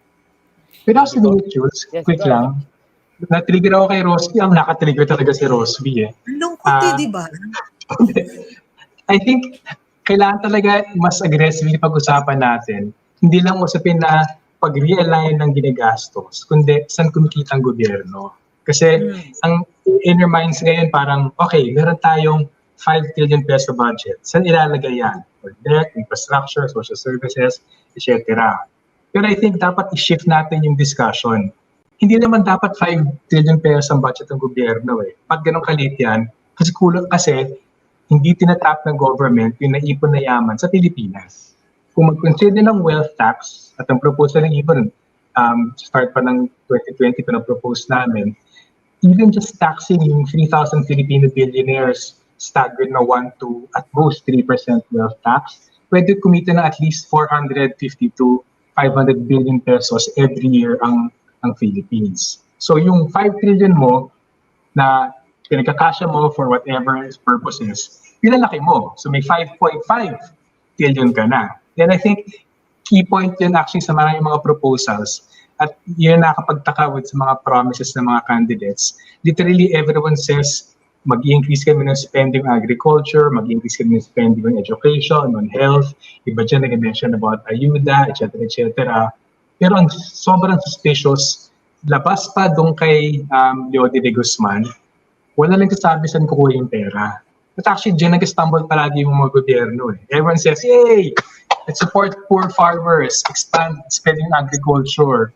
Pero pagdating na ng first budget season, nakakalimutan yung magsasaka. Bakit? Kasi mas importante, magpagawa tayo ng kalsada para payamanin yung real estate developer na to, or magpagawa tayo ng PL para et cetera. So, alam mo yun, nag-fall by the wayside. Pero yung pile ng kita, pwede lumaki, pwede ni-push ng isang sinserong gobyerno na gusto ibigay lahat ng mga pangako, pero kung hindi magtataas ng kita ang gobyerno from taxing those who can afford to tax, yung billionaires, two things ang mangyayari. One, mapapako sa wala yung mga pangako na yan kasi wala kang pera to fund all the mga promises. Ikalawa, yung wealth ng mga billionaires na yan, they'll keep on winning, they'll keep on expanding their political parties, they'll keep on taking a significant chunk of Senate and Congress, they'll keep on passing laws like Build to make themselves richer, they'll keep on blocking laws like wealth taxes to preserve their profits. So nagkakaroon tayo ng vicious cycle doon. And yun nga, public na naman din doon, ano yung political conditions para ma-break yan? Well, a decent president can do a lot to break that cycle. Yeah. Sorry, habol ko yun. Okay lang. Thank you so much, sir and ma'am, no, for expounding particularly on that matter sa debt servicing. My next question, itutuhog ko naman siya sa employment kasi nakita ko sa comment section din kanina someone was asking about contractualization. I remember exactly 6 years ago, Duterte was already a candidate after his many times na nag-back out tapos babalik-balik. So candidate na siya noong January that time. And so many people were really parang nakaka-relate sila doon sa way of how Duterte talks. Parang sumasalamin kumbaga doon sa mga lengguwahe nila at sa daily actions nila. Pero Duterte promised about ending endo, 'di ba? Endo. Yun nga yung yun yung pinaka-promise niya eh. And even ako, I didn't vote for him for transparency. Iba yung binoto ko. Pero nung sinabi niya yung endo, well, hindi naman I'm not sure kung sinabi niya endo talaga, pero throughout his first 100 days, yun yung isa sa mga first marching orders niya to end endo. And obviously, up until now, hindi siya natuloy. So, two-pronged yung question ko kasi ako mismo naging biktima rin ng contractualization. I was with PTV for the past 8 years. I wasn't regularized, no benefits at all. And some of my colleagues as well, 15 years, 20 years na nasa network, hindi pa rin sila regularized. And this is just a chunk sa government pa lang. And civil service, CSC, tama ba CSC? Yes, commission, the Civil Service Commission. Yes, they mentioned na a chunk of the million plus workers, government workers, ay hindi pa rin talaga regularized. So my question is, bakit hindi kaya ng pamahalaan mismo na irregular lahat ng kanilang mga kawani? Kasi kung nagagaling sa kanila mismo yung marching orders, bakit hindi nila mismo pigilan man lang yung endo within its own ranks? The question din siguro is, kaya ba na gawing regularized lahat? Ako, nakangati ako kasi, alam mo Jules, nagtrabaho din ako sa government eh. Nasa NEDA ako. Yung very first job ko actually was sa NEDA. At actually kung nagpangabot tayo, yung World Bank ADB desk ang hawak ko eh. So we would have, well, decades apart, pero we would have worked together. Pero, bakit siya hindi ginagawa? Ito yung intersection ng political pragmatism saka economic welfare.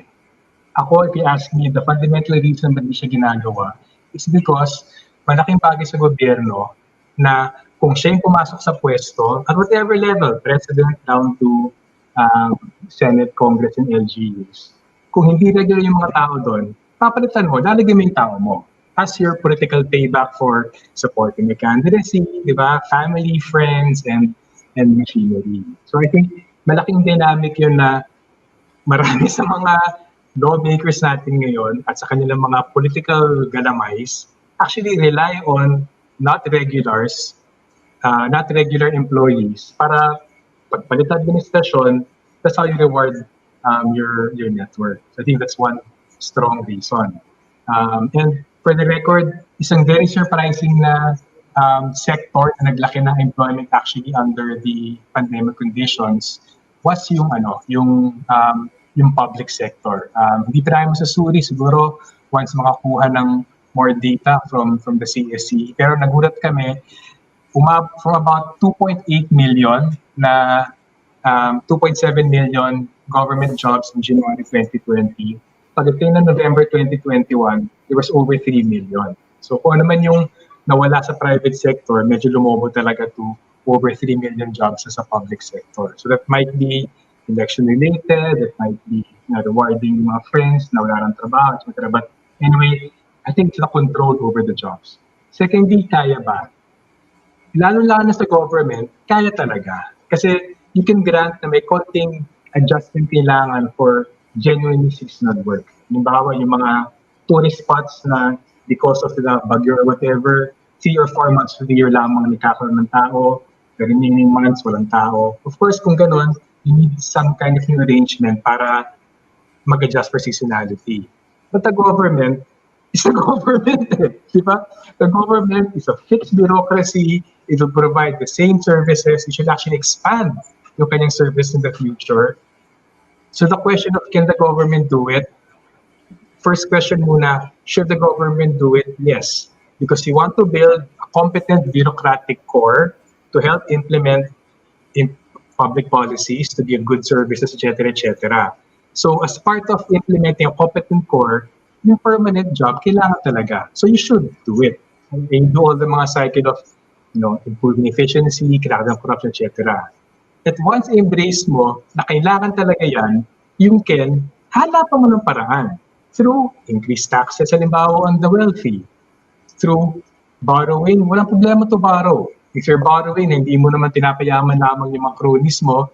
If you're borrowing for government services that expand the economy, that will pay itself back in terms of an expanded economy, more revenues. So can you do it? You can do it talaga. At walang sinasabi na all 45 million people in the workforce should be hired by government. Hindi naman eh. Sinasabi lang, you want a competent bureaucratic core, you should do it, you can do it. Walang duda, kaya talaga.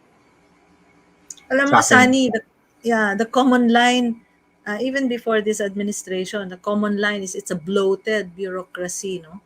But actually, it's not the bureaucracy that's bloated. It's some salaries of some bureaucrats are really bloated. And under this administration, sobrang bloated talaga yan. But just to answer na kaya ba niyang irregularize, yes, the important positions, at ang important yan is from top to bottom, may important talaga. And regular positions, because government is forever, no? The administration of a government is forever, unless of course there's a withering of the state. But anyway, ang gusto ko lang sabihin is na-afford niya, no, to increase the salaries of the uniformed personnel, and that's really, again, to show you some ironies. Kinaya niya yon, but the increase in informal and even contractual public sector employees ay mataas under this administration, and the stagnation, no, of the salaries of other important public servants like teachers and health workers coincided, no, with the increases nung mga ibang aspects nung administration. So yeah, kaya, but then again, it's really a matter of priority. Okay. Next question po, related pa rin po sa employment for private naman. Kasi of course, dapat kayanin ng mga malalaking companies. Pero the question for malalaking companies is, paano ba ma-ensure na, of course, we have the minimum wage, sadly different for regions. Pero is it possible for private companies to make it at least a living wage on the minimum? And then for MSMEs naman po, still on regularization, kakayanin ba nila na mag-regularize ng mga workers given na hindi rin ganun ka-steady yung support na binibigay sa mga MSMEs? So doon po muna sa big companies into MSMEs. Okay. Siguro may two parts yung sagot doon. The first part is, again, paralleling dun sa pag-regularize ng government employees, should the companies give a higher wage rate? I think it's a yes, because kailangan eh. I mean, that's yung paghahanap buhay, kailangan nakahanap ka ng buhay, hindi rin makakaraos lamang. So I think may should doon. It follows ngayon dun sa care. So big companies, if you break it down, of course, big companies can afford a much higher living wage. When even did our computations for yung applying across the board wage hike to 750 pesos, it turned out across the whole universe of mga companies, yung profits na mawawala from micro, small, medium to large, about 12 to 15% maximum ang mawawala in aggregate doon. So it means as a whole, companies as a whole can afford to give a 750 peso minimum wage sa lahat ng employees nila. Ngayon, yung question doon, how do you distinguish between large and small? It's about distributing that pie. Kasi totoo yan, micro, small, medium enterprises, lalo na the smaller ones, baka hindi nila kaya yan. So ang tanong, how do you shift the capacity to pay from big companies na mas malaki yung kita, mas malaki yung tubo nila, to the smaller companies? The government has to step in. The government can step in two ways. One is higher corporate income tax for big corporations. If you have a staggered rate na mas not so influenced by big corporations' friends in government, if you have a high rate for big corporations, that's automatically a fund the government can do for the second thing to subsidize yung micro, small, medium enterprises, to give them tax breaks, halimbawa, give them fiscal incentives, give them more grace periods para mabawasan ang other government spending nila to support a wage hike. And then secondly, part of that fund we got from the big corporations can go to improving, expanding those firms para even sila mag-graduate to having higher productivity, higher earnings, and higher ability to pay a higher wage. Is it easy? It's not. Is it simple? It's not. Should you do it? Oo. Kasi if not, we're going to be stuck where we are right now na may two-track na approach tapos most people na drag down to a below minimum, below survival wage. And again, yun nga yung pinaka-problema with, I think, puruhan na natin, economic managers ngayon. They make simplicity a virtue. They argued for tax reforms na mas simple daw as a virtue. Hindi yan totoo eh. You identify what needs to be done, then if it's complicated, you do it. You don't simplify things for the sake of simplifying things. And I think once makorek yung ganong klaseng thinking among policymakers, among policy stakeholders, once you embrace na some things really are complex, dun tayo sa ginagawa sinasabi ni Einstein. You simplify as much as possible, but not simpler. So it's a complicated thing. Let's do it better. Let's implement it well, but it can be done. So again, ang haba ng kwento, but I think that's the core problem of policy making. May ginawang virtue and simplicity as if it's the magic bullet to everything. It's not. Sometimes you have to create a mechanism and you have to, take the effort to implement it to get the outcomes you want. Better quality of life, higher income para sa mga nagtatrabaho, and all the benefits na kailangan nila. Ako, I do agree, Jules. The policy making siya. Alam mo, any discussion on living wages and helping the MSMEs would have to be based on an industrial plan. Kasi we can, of course, based on industrial plan, and otherwise, it's based on the worker's strength, in terms of bargaining and in terms of organization, which are both eroded under this kind of economy, na ang taas ng joblessness, ang taas ng informality. So na-erode, even the capacity of the workers to demand living wages on the firm level. But having said that, if we're talking about living wages, kaya ba yan ng big companies? MSMEs, as Sunny has already said, because you mentioned na given, parang context yung walang support from the government, but Sunny has, front-loaded it. They have to be supported by the government. So naisip ko, and then you ended by saying it's policy making. You really have to have an industrial policy na kung saan the MSMEs will graduate from auxiliary industries, for example, into supporting a bigger industry. While on the other hand, yung mga industries naman will have to be broken down from being concentrated, sila lang yung lumalaki, and expanding it to other, not just industries, but to other smaller or medium-sized firms, and suddenly you have integrated industry. So syempre medyo malayo na yung imagination natin. And by then you can talk about living wages and even being permanent in your jobs. So it's scientific really for big firms to give living wages kasi parang nakakaya naman, laki-laki mo, ang laki-laki ng operations mo tapos your workers are even having problems on how to get to work because they cannot have transportation, they don't have pamasahe or even breakfast to be strong for your production or for your business. So it's really scientific to increase wages sa nakabubuhay na antas. Thank you po. And sabi nga po na isang commenter dito, si Joy Calleja, yung living wage enables workers well-being that turn and increases productivity, which I really agree. Kasi yun nga parang, of course, you work day per day, wala kang leaves, etc. Pero alam mo yung total well-being yung papangalagaan sa'yo ng employer mo. Anyway, I'll proceed to my actually last question na po ito as a comms person po with media. Kapag economy po yung pinag-uusapan, talong-talo po tayo ng propaganda. Kasi 'di ba, from the Marcos era up until now, 'di ba, almost 40 years na umiikot pa rin yung iba't ibang narratives at marami ang mga naniniwala. So, the question siguro right now to you economists and to our media friends out there, how could we parang utilize these platforms that we have right now, social media, kasi mas democratized na ngayon ang information flow. How can we utilize this one para banggain yung mga propagandista na nakabuo na ng communication infrastructure? Kasi siguro in context, return of investment na yung nakikita nating disinformation ngayon from the infrastructure they built 6 years ago.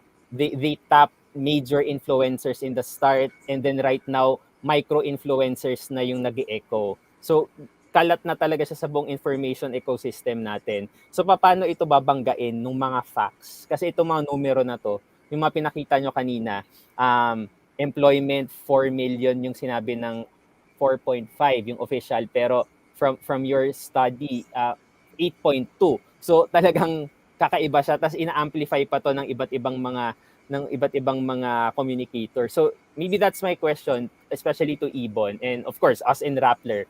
We've been partnering and we have future collaborations as well. So alay nyo na kami. Pero paano yung iba pang mga media, mainstream media, yung mga up-and-coming media, and even the ordinary social media netizens, paano sila makakatulong para i-amplify itong facts na to na madali maunawaan at gut issue agad? Sorry, ang loaded po.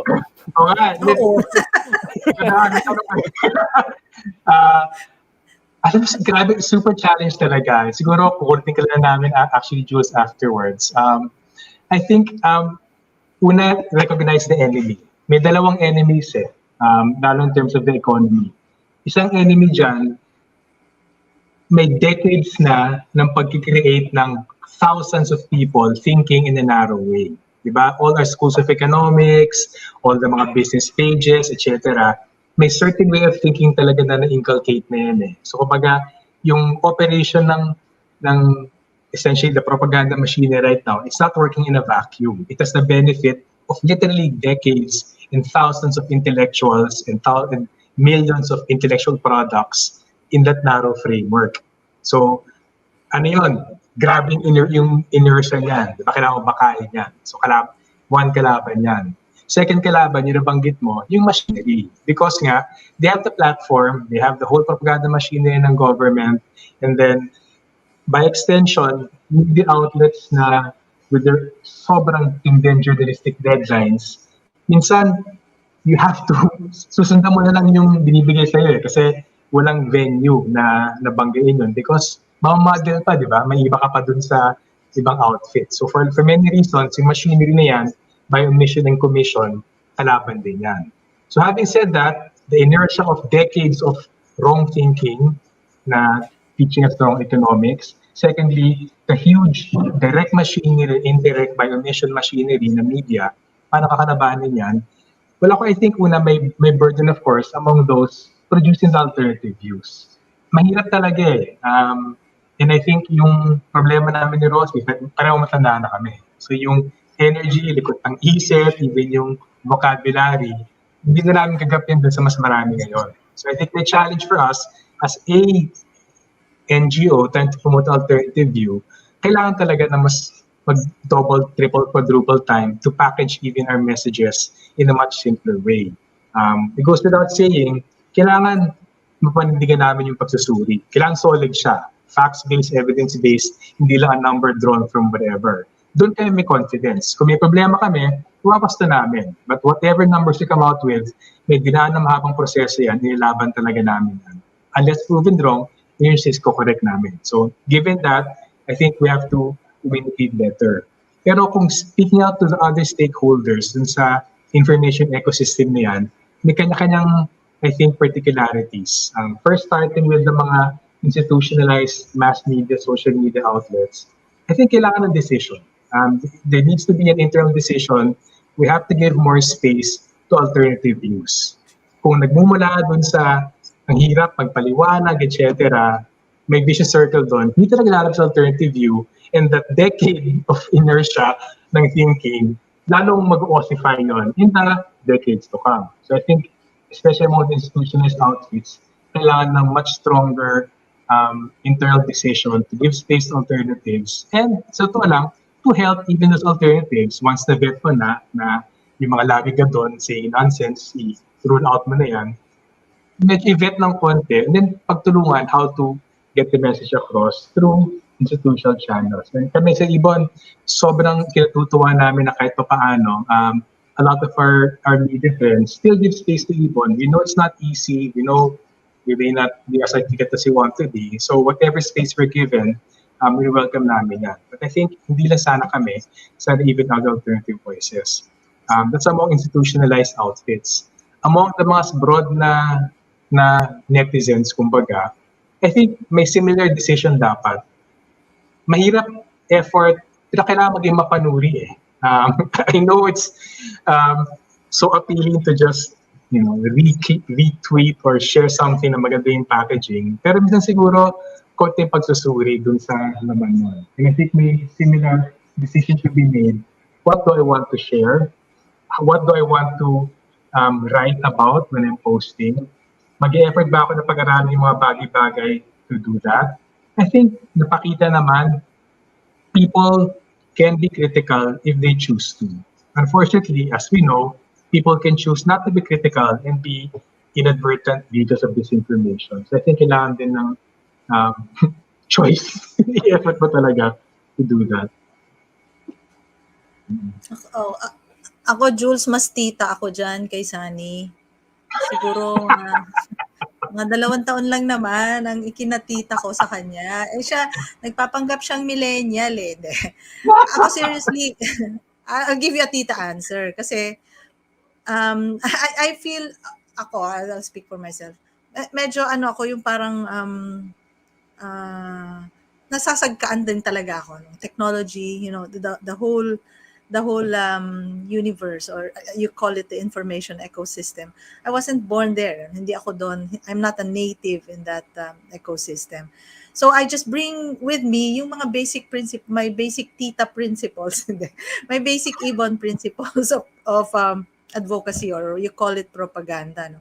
Nabanggit na ni Sunny, which I think I can devote my entire life on social media thinking about these principles. For example, my basic principle is content, no? You call it content on social media, pero sa amin you notice yung language Tito language ni Sunny, evidence, evidence based. But you can spend your entire life on social media fact checking people and pointing out that you're wrong, you don't have the facts, etc., etc. For IBON, we spent about 43 years really doing fact-checking and gathering facts and bringing these facts to the people. So yun yung una, yung may content ka, may evidence, may facts ka. Sa content, the second principle is PEG, you call it. No? Sa amin, it's really perspective. So, of course, our mantra is it's from the perspective of the people. Ito yung kanilang, these are the important issues for them, economic issues for them. But sa social media kasi you can't always talk in terms of people speak, no?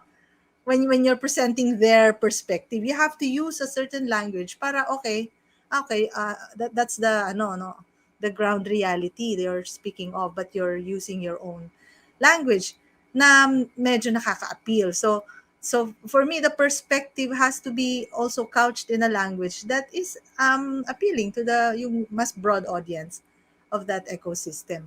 Yung pangatlo content peg, yung sinasabi nila dito magaling yung IBON, yung popularization, how to simplify. And I think it was your first liner doon sa yung question. Yung in terms of economics, subjects, yung mga the economic issues, how do you really simplify this sa isang fast-paced din na propaganda machine or propaganda environment?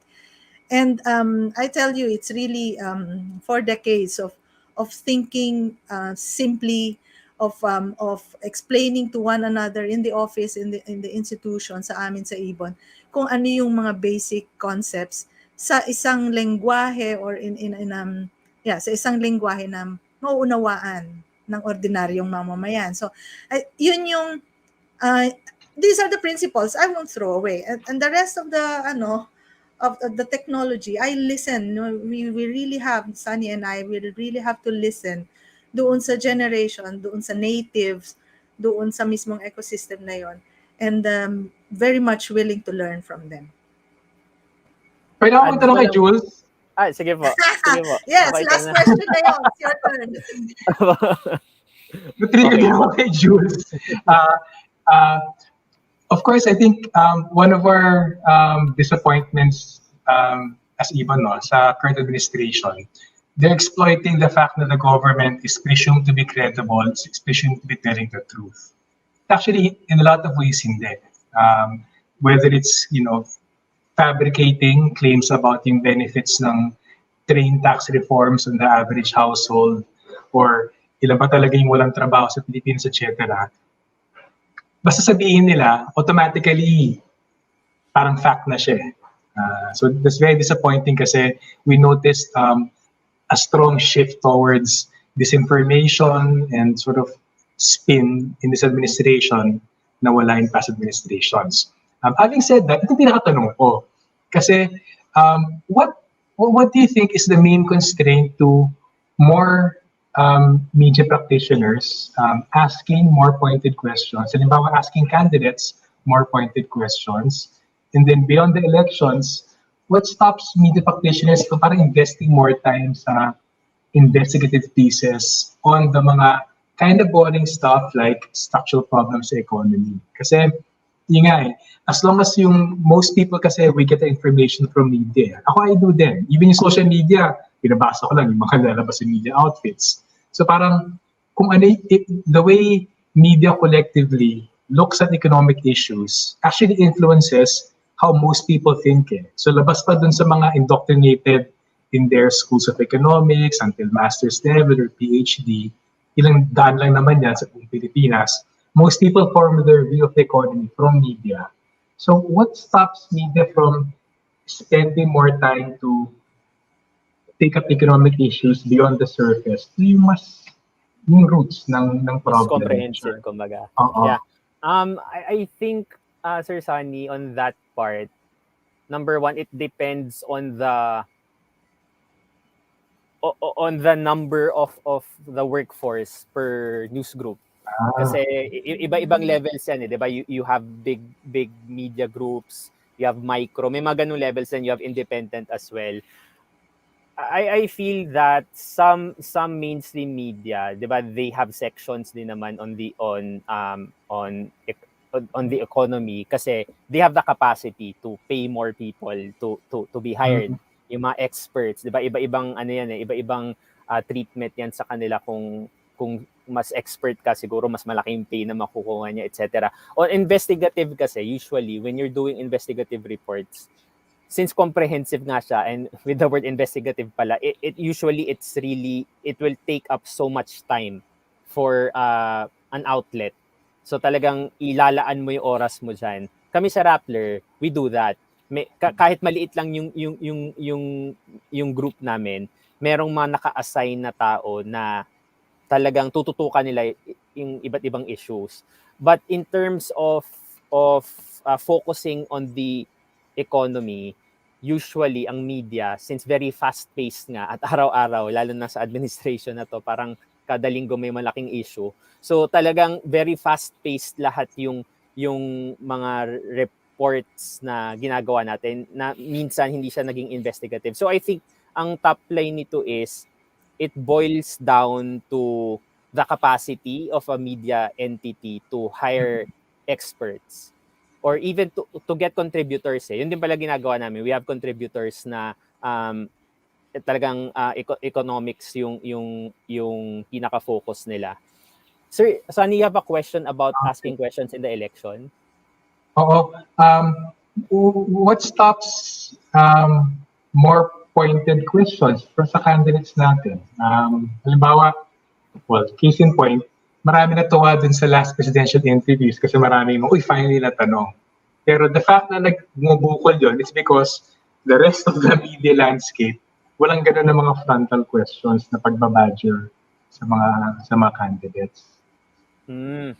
Yun din po, I think nasa editorial control din kasi ito ng bawat media rin. Pero I feel na kung babalikan natin yung Saturday episode ng Jessica Soho presidential interviews, I think it set the tone para doon sa line of questioning, at least for this campaign. I think na mahalaga na ginawa yun ng GMA as the only, not naman the only, pero one of the biggest networks na still on free TV right now. And that kind of line of questioning, very important yan for other networks na sundan nung ganong klaseng level of in-depth questioning, in-depth research na resibo yung ginawa ni Jessica. So sana ganun din po yung gawin ng ating mga media friends in the coming months kasi maraming mga debates na yung gagawin. And siguro that's also the challenge for COMELEC kasi 'di ba meron silang ino-host lagi ng Pilipinas debates, and I'm not yet sure kung ano yung magiging way of collaborating nila with media groups ngayon, but there are talks already. Pero hopefully that kind of questioning, kasi kung babalikan natin noong 2016, doon sumikat yung 3 to 6 months na line ni Duterte. So nanggaling siya sa debate platform mismo. So hindi natin pwede baliwaliin yung level of debates, 'di ba? Kasi noong 2016, to me it worked kasi nag-resonate siya sa isip ng mga tao itong 3 to 6 months. Talagang yun yung hinihingi natin lagi kay Duterte during his first 100 days and even the years after. So yeah, yun. Okay. That's right. Okay. Pag-isipan ko yan. Galing. Thank you. Salamat. Actually, nag-set siya ng precedent. Nice. Okay. Any other questions to our guest? Sunny, wala na? Marami pa pala. I think we're over time. Marami akong gusto tanongin. I'll take Jules Springs elsewhere na lang. Yes. Can I promote something lang po? Yes, okay, of course. Yeah. So tomorrow po, we are launching Facts First PH. It's a coalition, Facts First PH. So it's a multi-sector, multidisciplinary coalition to address disinformation this upcoming election. So we have more than 10 newsrooms on board, and we have more than 50 organizations on board to amplify the fact checks. We have also partnered with academic institutions to create comprehensive research reports focusing on the trends and patterns of disinformation online. And we also have partnered with legal groups para tiyakin na habang nagpa-fact check sila during this period, protected sila from attacks. So we invite all of you 10 a.m. tomorrow on several social media accounts, of course, from Rappler. We have One News PH, Interaction, I think ABS-CBN, we're finalizing partnership with them today. So ito yung mga big companies, media groups na nag-Avengers Assemble moment namin. So ito na yun eh. Sobrang important tong elections coming up eh. And talagang infiltrated na yung social media with so many disinformation. And we feel it is our responsibility to really push back against this information. So we're also inviting IBON, hopefully, to be part of this coalition para mas may economic perspective din po tayo na mailabas on fighting disinformation. So that's all. IBON Foundation, thank you so much po for having me. Salamat, Jules. And thank you. Salamat, Jules. Thank you. Ako, isa nag-stick sa akin yung term ni Jules na pushback. Yun talaga eh. I think yung ang laking kalaban natin for those spreading disinformation, hindi sila burdened by the truth eh. So they can be as interesting and appealing as possible para kumalat yung disinformation without trying to be to be factual. So ako natutuwa ako na at least dumadami talaga, and baka that's how we correct itong sobrang awful trends for deceit, Tsaka disinformation. mag-join tayo, Avengers pala yung tawag sa atin. Oo nga. We're going to be part of that collaboration. Okay, saya. Okay, Sunny, we've reached the point of the open forum.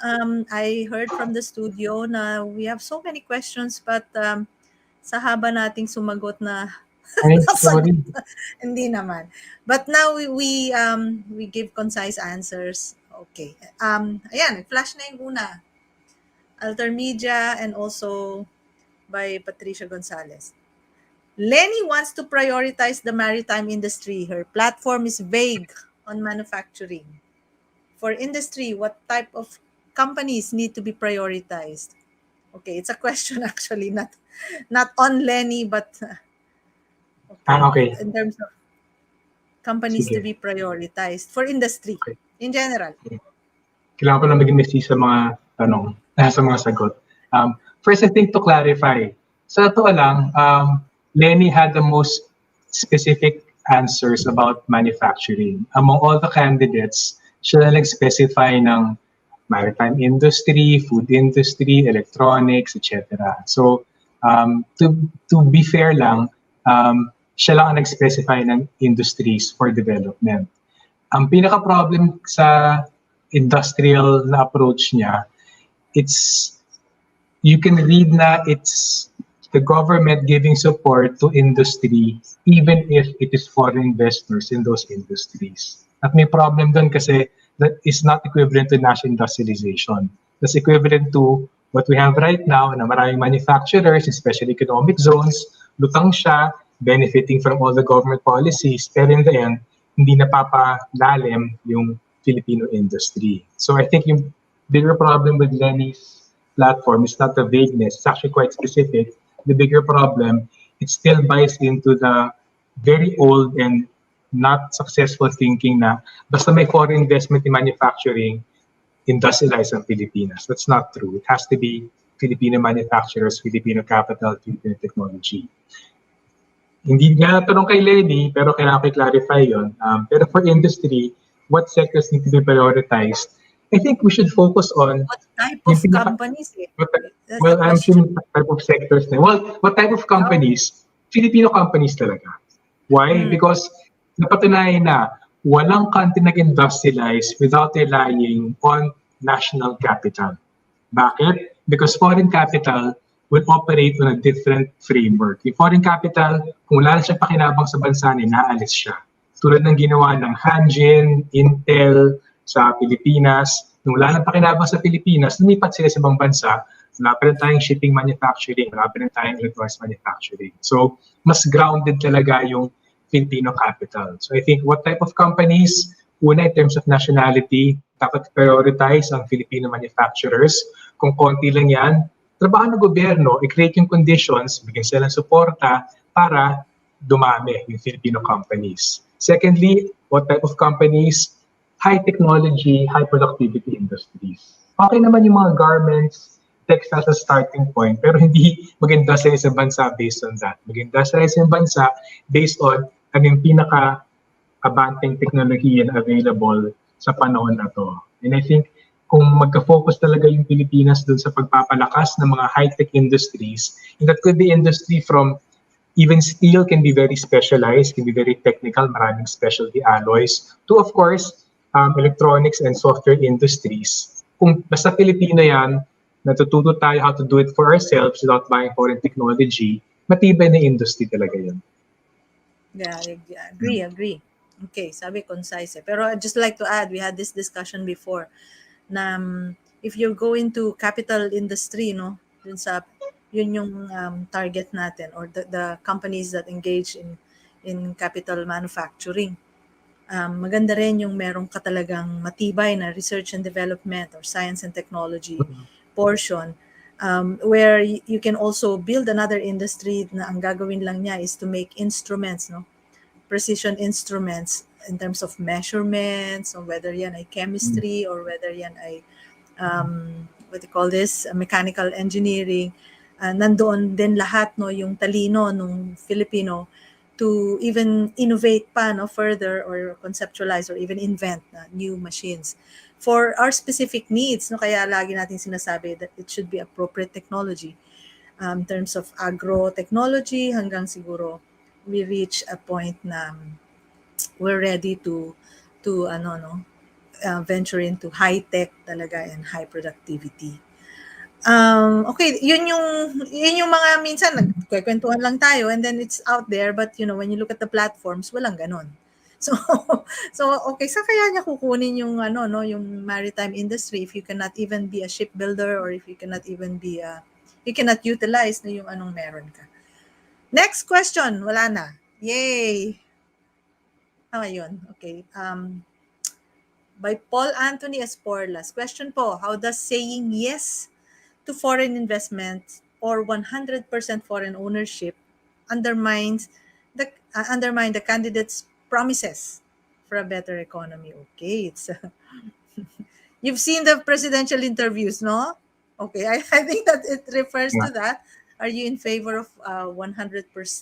I think the question there was 100% opening up, no, to 100%. Are you in favor of Chacha to open up 100% foreign ownership of enterprises?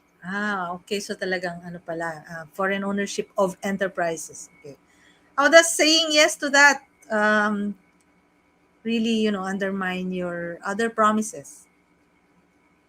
Sagutin ko? Hindi, it's a philosophical question. No, Okay. Sige, sagutin mo.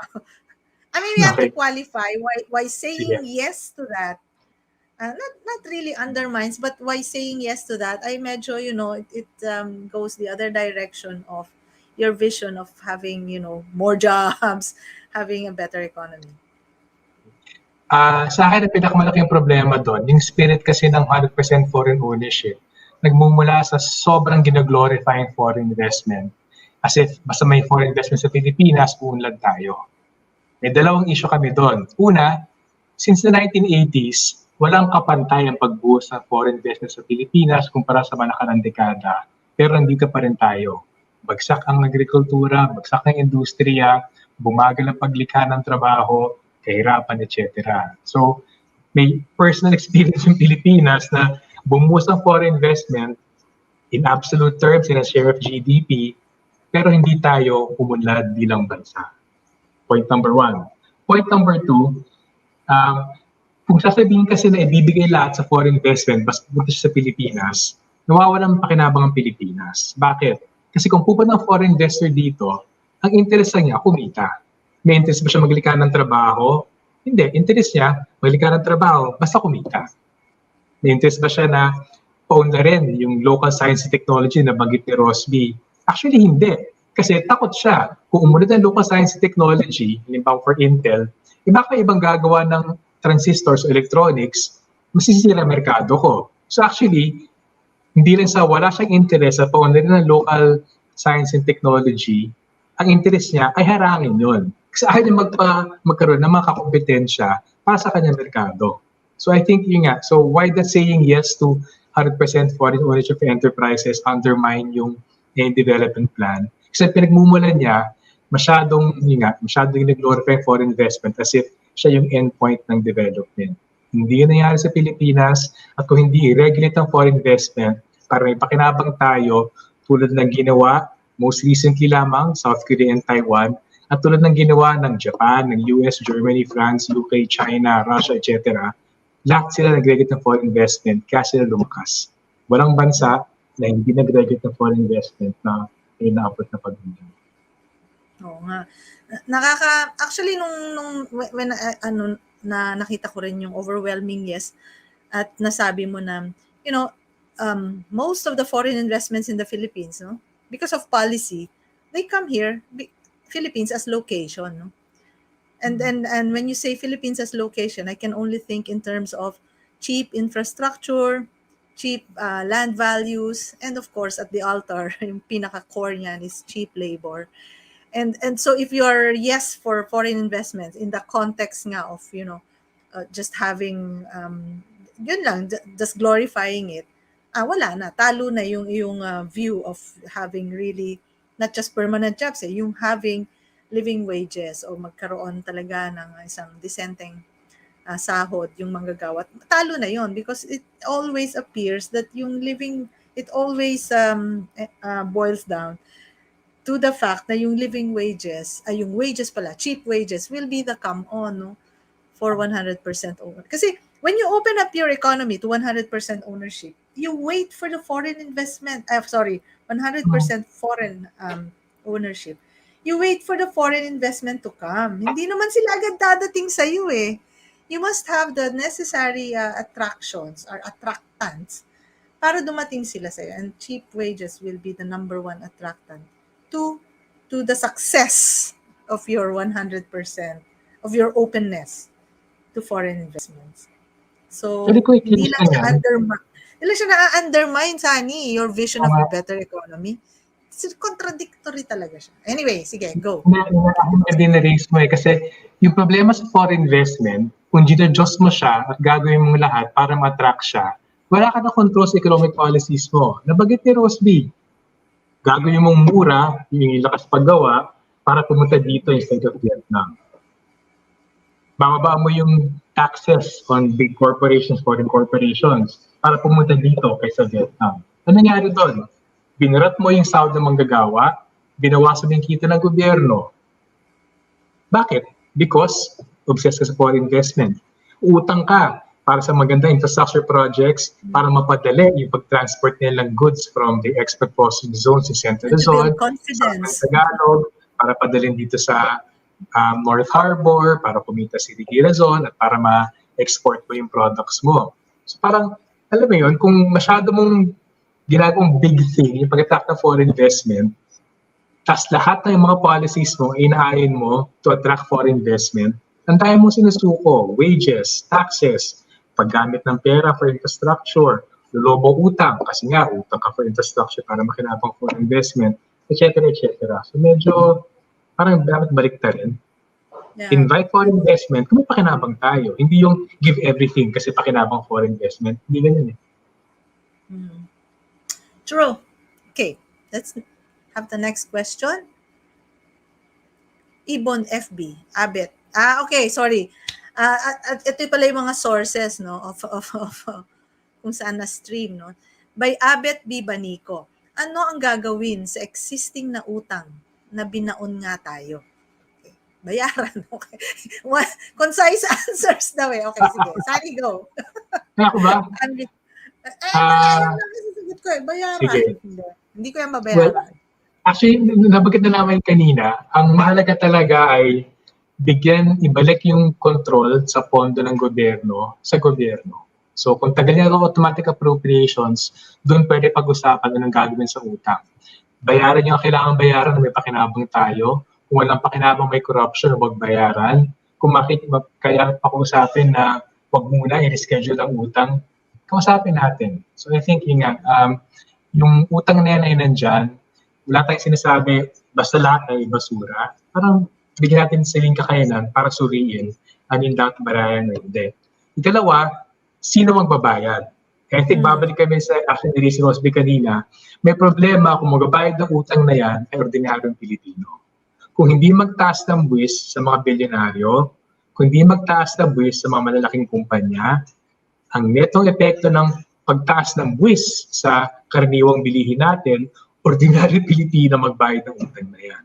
So yung ikalawang bagay na pwedeng gawin, magtaas ng buwis sa mayayaman malaking kumpanya at yun ang gamitin para bayaran ng utang na yan. Oo. Alam mo, lagi natin binabanggit ito yung revenues, tayong magbabayad, no? Kaya ako nasabing bayaran. Pero actually, pag dapat sila magbayad. binayaran mo yung mga legitimate debts, no? Borrowed. Legitimate, when I say legitimate, napunta talaga sa atin. Ilan lang yan, no? By name, mga 20% of inutang ni Duterte in the last year, or was it in the last year or yung buong pandemic years, no? Mga 23%. By name, nakalagay COVID, okay, napunta yan, legitimate yan. The rest ay naging budgetary support lang, pampapad, to attract investors or even to have that high credit rating. Okay. And yet, yung revenues will come from us, from train law, from indirect taxes, etc., etc. So, the immediate approach ay talagang alisin yung tax that is a burden on the ordinary people, and i-rebalance siya doon sa i-burden yung may kakayahan. The billionaires, ang laki nun, and yung mga mayayaman, about 12% of the entire population siguro can really afford to have higher taxes. Not even the middle class kasi they're also hit by indirect taxes. So yun yung immediate sanang step natin in order to pay for it. Pero eventually, nabaon tayo kasi nga hindi siya productive, no? So we always say tax the rich, pero sometimes I'm not telling you ikaw, but I sometimes forget na may iba pang pagkukunan ng tax, yung importation. But because of import liberalization, the tariffs, it also gave up yung mga tariffs that could have been collected para dun sa specific na sector or industry na kung saan sila ay ini-institute. For example, rice, then therefore you have revenues for farmers. Or for example, other industrial products that are already liberalized, meron ka rin sanang mai-reinvest. It's something like that. So dahil hindi ganun mag-isip at hindi rin ganun yung policy making in terms of how we increase the debt, talaga ang nangyayari, pinagbabayaran siya ng mamamayan, no? By sacrifices na unimaginable talaga in terms of social services, at ilang pasyente ang hindi mabibigyan lunas, ilang bata ang hindi mai-enroll because our government has defaulted on its responsibilities. Question from Zoom. Si Edil Guyano ng NASA. Was there any effort to correct, para sa ito, Sunny, NEDA's claim on the economy? Why do they continue presenting economic growth? Meron naman talaga economic growth. Sunny, is there any way to correct? I think this is also related to the propaganda war. Lahat naman ng nilalabas ng IBON, we try on a daily basis, ay pagko-correct ng, sa tingin namin, government claims dun sa economy. So, attempt naman yun sa paggawasto on a daily basis. Apart from that, of course, every time ini-invite ang IBON sa mga hearings in Congress and the Senate, lalo na kasama economic managers, may attempt na kayo mag-correct doon. Pero I think mas yung problem pa siguro ay yung premise na yung pag-correct ay umuubra lamang kung bukas magwasto yung kino-correct.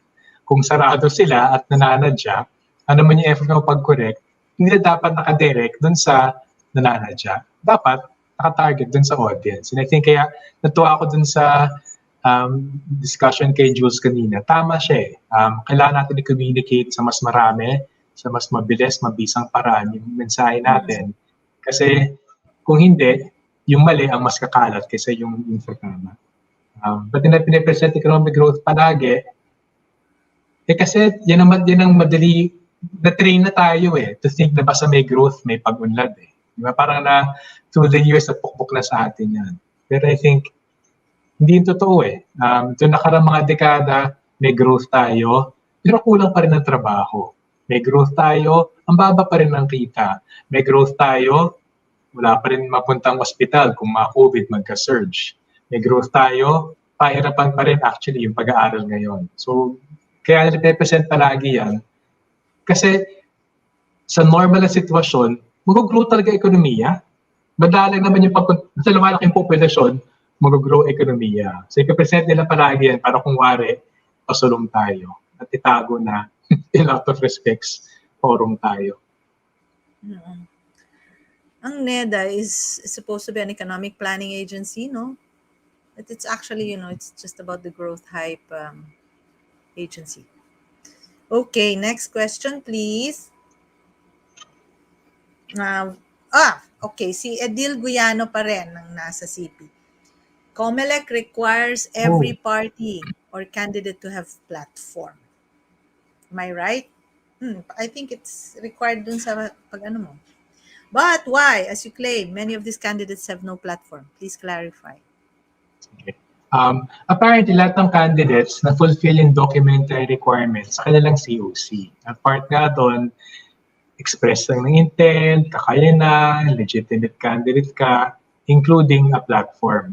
Pero nakita ko yung ilang mga COCs, hindi naman totoong platform ang hinihingi. Minsan kahit mag one page ka lang, type mo, sabihin mo yung platform na yun, pwede mo fulfill yung documentary requirement. So I think clearly lahat ng kandidato na fulfill ang documentary requirements for having a platform. Pero sa amin, hindi yun ang issue. Ang mas yung issue, kung totoo may plataforma ka, dapat pinapamulmud mo at dapat konkreto siya para sakali ko ay manalo, masisingil ka kung pinapatupad mo yung mga pangako mo. At nung kami dun sa point of clarification, yung websites ay mahalaga. In the age of internet, ang website ang pinaka-basic na platform para i-promote mo yung platform mo. So kung wala kang website, like one candidate, or may website ka, pero walang platform doon, isang indication na yon na wala ka talagang plataforma. Secondly, kinontak din naman namin yung mga offices at walang nabigay. At actually, nag-effort pa nga kami na manood ng mga interviews, halongkatin yung mga press releases nila, media coverage, para ma-piece together yung tingin nila sa mga position. Pero like we said, to clarify, dalawa lang talaga ang kandidato na may malaman na plataforma. Two other candidates may buzzwords, may keywords, pero wala namang substantial na laman. Isang candidate ay may sobrang habang puro ano lang. Dalawang kandidato may itsura ng platform, pero yung isa ay tangista lamang. So clearly, among the 6 candidates, dalawa lang talaga yung may sincere attempt to come out with a thorough platform at important din, pinopromote at least by putting it on the website. Sad. Okay. From IBON FB, Liz Umali. Is there a way to pump prime the economy aside from build project? Actually, yun na yun, no? When you pump prime, pump priming kasi parang parang sa bomba, you put kunyari isang tabong tubig doon sa bomba so that yung the rest of the water from yung groundwater or even sa well will come out. Aside from build, yun na yung best talaga na taga pump prime. But I think to address the question, hindi talaga pump priming yung kailangan natin eh. Kasi when you say, I will build this infrastructure, ito yung tabo ng tubig ko, so that I can attract or I can, para mag-flow yung tubig of investments into my economy, do we really want that kind of economic growth or development policy na ganon, no? I will do something so that yung flow of capital ay lalabas sa akin. So ay papasok pala. Yun na yung across all administrations, even from maybe I can say post Second World War, no? or even post colonial from the US. Pansinin nyo, lahat ng administrasyon ng Republika ng Pilipinas would just focus on infrastructure projects. yun siya, no? There will be token or even spurious agrarian reform programs. There can be also, again, fake na mga industrial plans, let's say under the Garcia administration or even under the Marcos Sr. Dictatorship na sinasabi niya, we're going to make this country great again, by having these industrial superstars, etc., etc. Lahat yun, pronouncements. But basically what these administrations did was just to pump prime the economy for foreign and big capitalist, local capitalist capital to flow into the economy. That's a kind of thinking na ayaw na nating pasukin, no?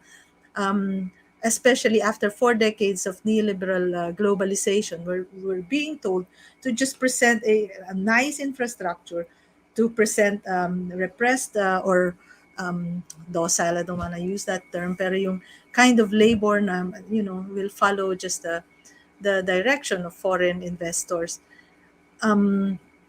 So other than infrastructure program, wala nang ibang way yung ating administrations or the republic to attract these investments. Kaya natin sinasabi na laos na kasi wala namang nag-industrialize talaga na ganun lang yung kanyang ginawa. All the industrialized countries, they started really looking into their own industries and building those industries step by step, etc., etc. Even South Korea and Taiwan, no? As sabihin na nating of late lang, recently lang sila nagkaroon ng industrialization, visible industrialization. They did not just pump prime their economy with infrastructure program. They did not just rely on foreign investments. They relied also on their inner strength, on their labor, human capital, and other natural resources capital. Yun.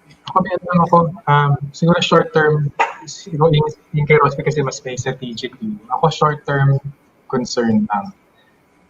Ang problema ng ekonomiya in the last 2 years, dahil sa lockdown si Duterte, nagsara ang mga negosyo, milyon-milyon ang walang trabaho, pagsakang kita ng karaniwang pamilyang Pilipino.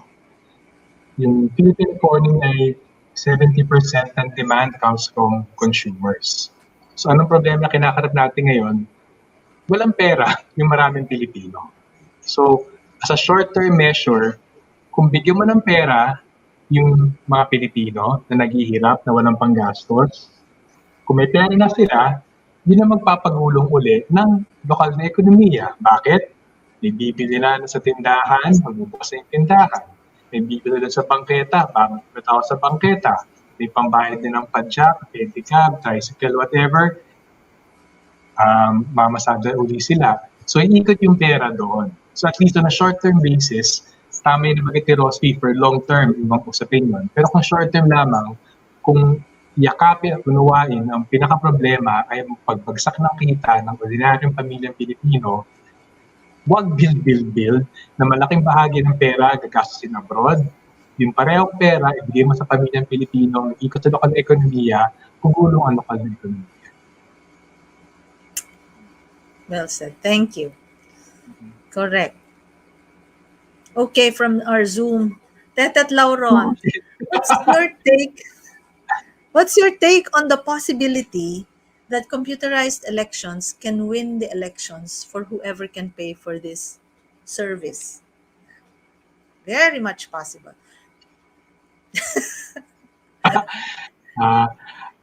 Ako, IBON always takes a position naman from ano yung facts na meron. Ako personally, agnostic ako. Hindi ako atheist. Agnostic ako dyan kasi malaki yung possibility na may magaganap na electronic tampering. Bakit? Because nakita natin how problematic yung political institutions natin. Politicians, rising political factions, even falling political factions, ay gagawin ng lahat para manakaw yung election, para makaupo sa poder. So, unless in the last few years, biglang nagbago yung political classes natin na hindi nila gagawin ng lahat para manalo, it's hard to imagine na hindi nila bibigyan ng pansin yung electoral fraud. Having said that, agnostic na ako kasi wala pa kaming hawak na mas definite na information kung paano yung magaganap at sino may involved doon. And I think yung challenge kasi dyan, bakit ganun? Because sobrang untransparent, sobrang opaque yung automated electoral system. Pwede naman mag-create ng at least yung manual count sa baba as a check dun sa transmission at final computation. Pero kung pati yun hindi ginagawa, that goes straight to the point na gusto itago yung current political classes natin. They want to make the elections opaque. Kaya, although agnostic ako kung mangyayari siya in these elections, that doesn't mean na hindi mangyayari. Personally, feeling ko, may mangyayari. I just don't have the facts to prove it. Is it true, Sunny, na yung Smartmatic has been taken over by the Duterte Garc, Dennis Uy? O nga daw eh. Alam mo, ang fishy talaga nun. So, you kind of wonder talaga na, ano yan, chamba lang out of the 8,000 large enterprises in the Philippines and 30,000-40,000 medium enterprises. Sila lang ang may kakayanan dyan sa... Nakakapagtaka kasi. Ito, we're stuck with this issue. There are no accidents. Right. Yeah. We're stuck with the issue of the... Hindi ito, source code. Okay, naintindihan ko naman, hindi ko bibigay yung source code because that's my, kumbaga yun yung ano ko eh, yung trade secret ko as a manufacturer of that program, di ba? As a programmer, source code. Pero paano nagka-bidding? Paano nagka-bidding if I cannot match the specs of what your software of what you're holding? But anyway, ako yung agnosticism ko nagsisimula dun sa there may be other people to ask na mas expert sa atin, and also in the mas activist sila in this regard, and we should also wait for their parang pagtingin dun sa tanong na what is the possibility. Okay, last question, I believe, sabi sa atin. We can have the last question from the CPDG Facebook account. Si Nino, magkano na ang family living wage ngayon? Sa usapin ng immediate econ relief, magkano dapat ang ibigay ng government at sino dapat ang mabigyan? Yan yung mga concrete questions sa ating presidential candidates, no? Yung computations ng IBON, so hindi ko maalala eksakto, pero more or less, 1,100 pesos ang family living wage.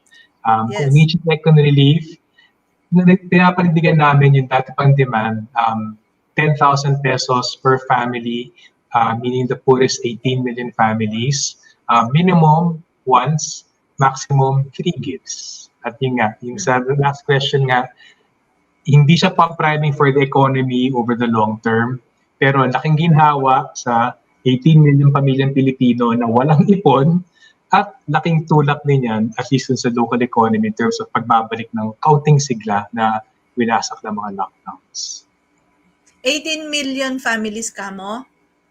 Oo, yun ang count ng Bangko Sentral more or less, yung households nationwide na walang savings. So parang more or less walang savings, isang kain, isang tuka sila. Okay. Magkano lang yun, Sunny? And compare that to the wealth tax that we've been computing. Oo nga, nakinis, di ba? Alam mo, kung usapin na may resources, ang daming resources sa Pilipinas. So actually, yun ang isang way talaga na pwede sukatin yung level of progressiveness ng bawat kandidato. Kung meron sa kanilang handa na i-realign yung yaman sa Pilipinas mula dun sa sobrang nakaipon, nakalikod ng ibang klaseng walang kapatid na tubo, kung may handa magpatupad ng sistema ng pagbibuwis na yung malaking bahagi ng yaman na yan binabalik sa mas maraming naghihirap in terms of cash subsidies, emergency relief, or mas magandang ospital, or mas murang pag-aaral, public transport, etc. Yun ang progressive na kandidato. Kung madinig lang natin ay mahal namin kayo, palaksin namin agrikultura. Dati akong mahirap. Dati akong mahirap, ngayon may 50 billion na ako. Joke lang. Okay, having said that, meron tayong 2 comments bago ka mag-ano ng oh no. Okay, comment number 1 from the CPDGFB, kay Ninyo rin. Dapat i-rechannel ang budget ng NTF-LCAC for ayuda and social services. We can also comment on his comment. Quick comment ko, NTF ka dapat bogin, period.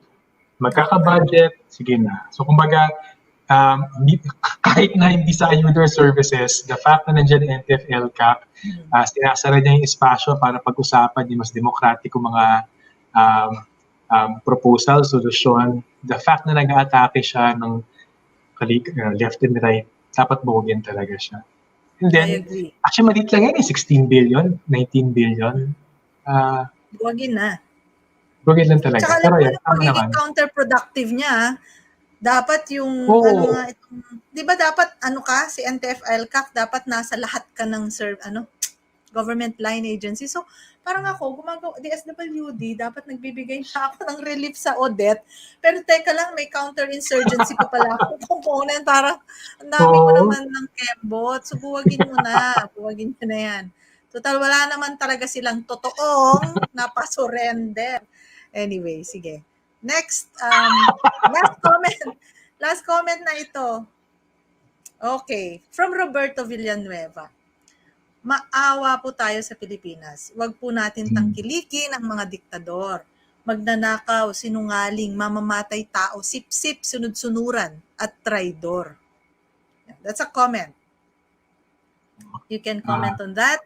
Well, super agree lang at yun nga, gusto ko lang ulitin. Grabe talaga yung isang Bongbong Marcos presidency. Siya ay dinastiya, siya ay nilikha ng diktadura, siya ay nagpapalakas sa pamamagitan ng panatili ng korupsyon. So, kung yan talaga yung umira sa May 2022, ang laki ng laban natin sa mga dati na taon. So, mag-ipon na ng lakas. Oo, wag na maawa. Lakasan natin yung ating loob at saka sikmura. Actually, ang ano rin nito is, nabanggit mo na kanina sino bang iboboto mo? Ang iboboto mo yung you can rally behind that person. Yung I really don't need yung isang napaka malaking flag na if-flag mo, dance mo sa akin, follow you. Medyo matagal pa yata yung ganung klase ng eleksyon sa Pilipinas. Pero as long as you can lead me, at pwede akong mag-rally behind you and of course in front of you and have a conversation with you. Yun yung iboboto natin. So lahat yung mga binanggit, wala, hindi dapat gano'n yung tinitingnan natin.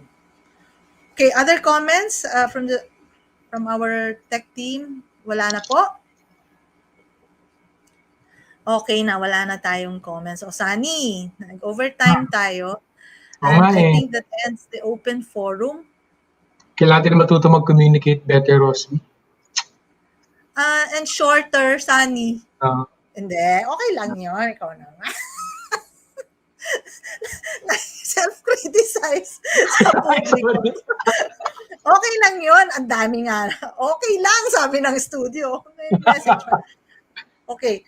At this point, we'd like to thank our cross-posters kasi hindi naman tayo magkakaroon ng maraming tanong kung hindi tayo na cross-post ng iba't ibang mga ating friends, no? Salamat sa PUP Center for Inclusion and Diversity, United Media Channel TV, Pinoy Media Center, Alter Media, Philippine Collegian, IBON Bookshop, Suki Network, the Council for People's Development and Governance or CPDG, UPLB Perspective, Living Laudosi, Oikonomedia, CISO Channel, FYT, Now You Know, at yung ating Philippines Miserior Partnership Incorporated or PMPI, Rappler syempre, at yung Youth Unbound ST.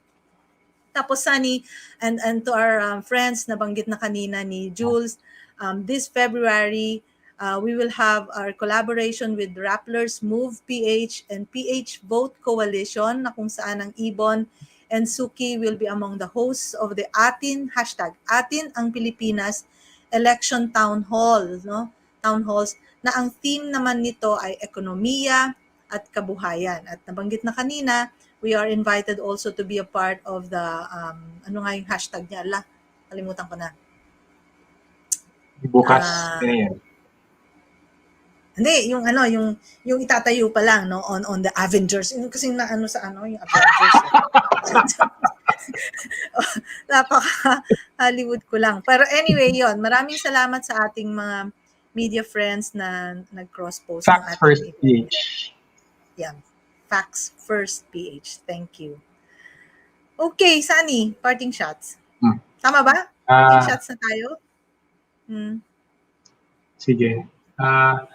Ako siguro, syempre nakaka-depress palagi kung nag-usap tayo, Rosby, no? Ako, I think, maraming comments yung even about yung economic platforms ng mga candidates. Fundamentally limited talaga siya. I think reflection lang talaga na hindi pa hinog yung political conditions sa Pilipinas na magkaroon tayo ng tunay na progresibong kandidato lalo na sa usapin ng ekonomiya. Pero having said that, siguro yung pambawas sa despair, hindi naman pare-pare yung mga kandidato eh. May mga kandidato na mas okay sa iba. Meron talagang hindi at all costs dapat manalo tulad ni Bongbong Marcos for so many reasons na nabanggit na earlier.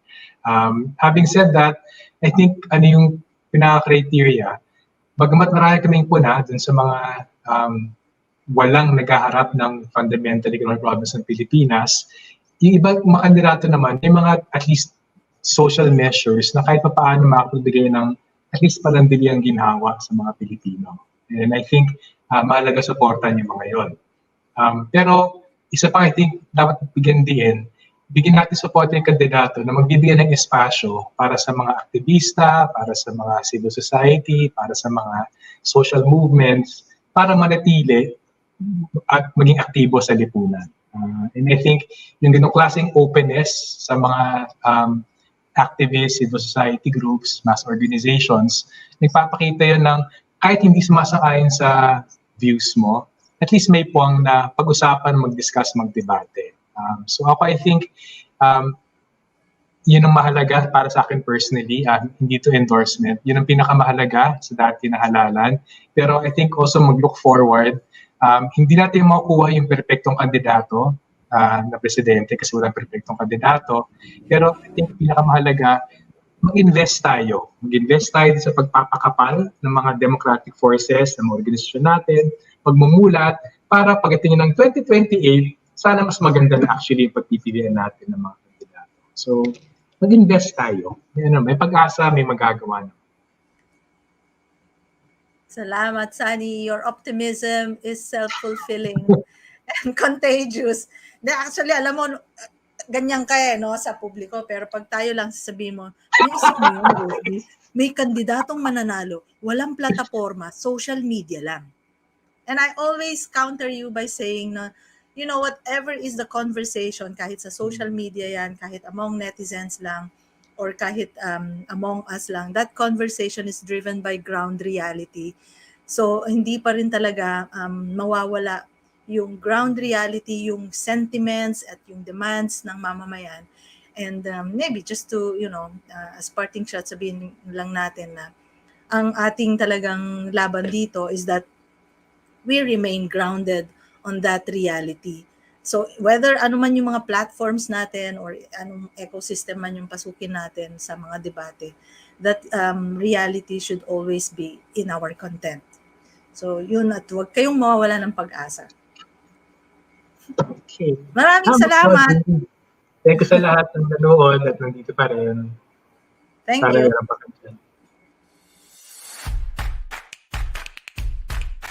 Bilyong-bilyong piso ang hindi pa binabayaran ng PhilHealth sa ilang pribadong ospital. Funds for responding to Typhoon Odette's devastation. Naitala ang pinakamataas na bilang ng bagong COVID cases mula nang magsimula ang pandemya. Got the go signal to begin holding limited in-person classes. Layo ng batas na maporma ang corporate income tax at incentive system sa bansa. It shows Marcos enjoying support from more than half of the respondents.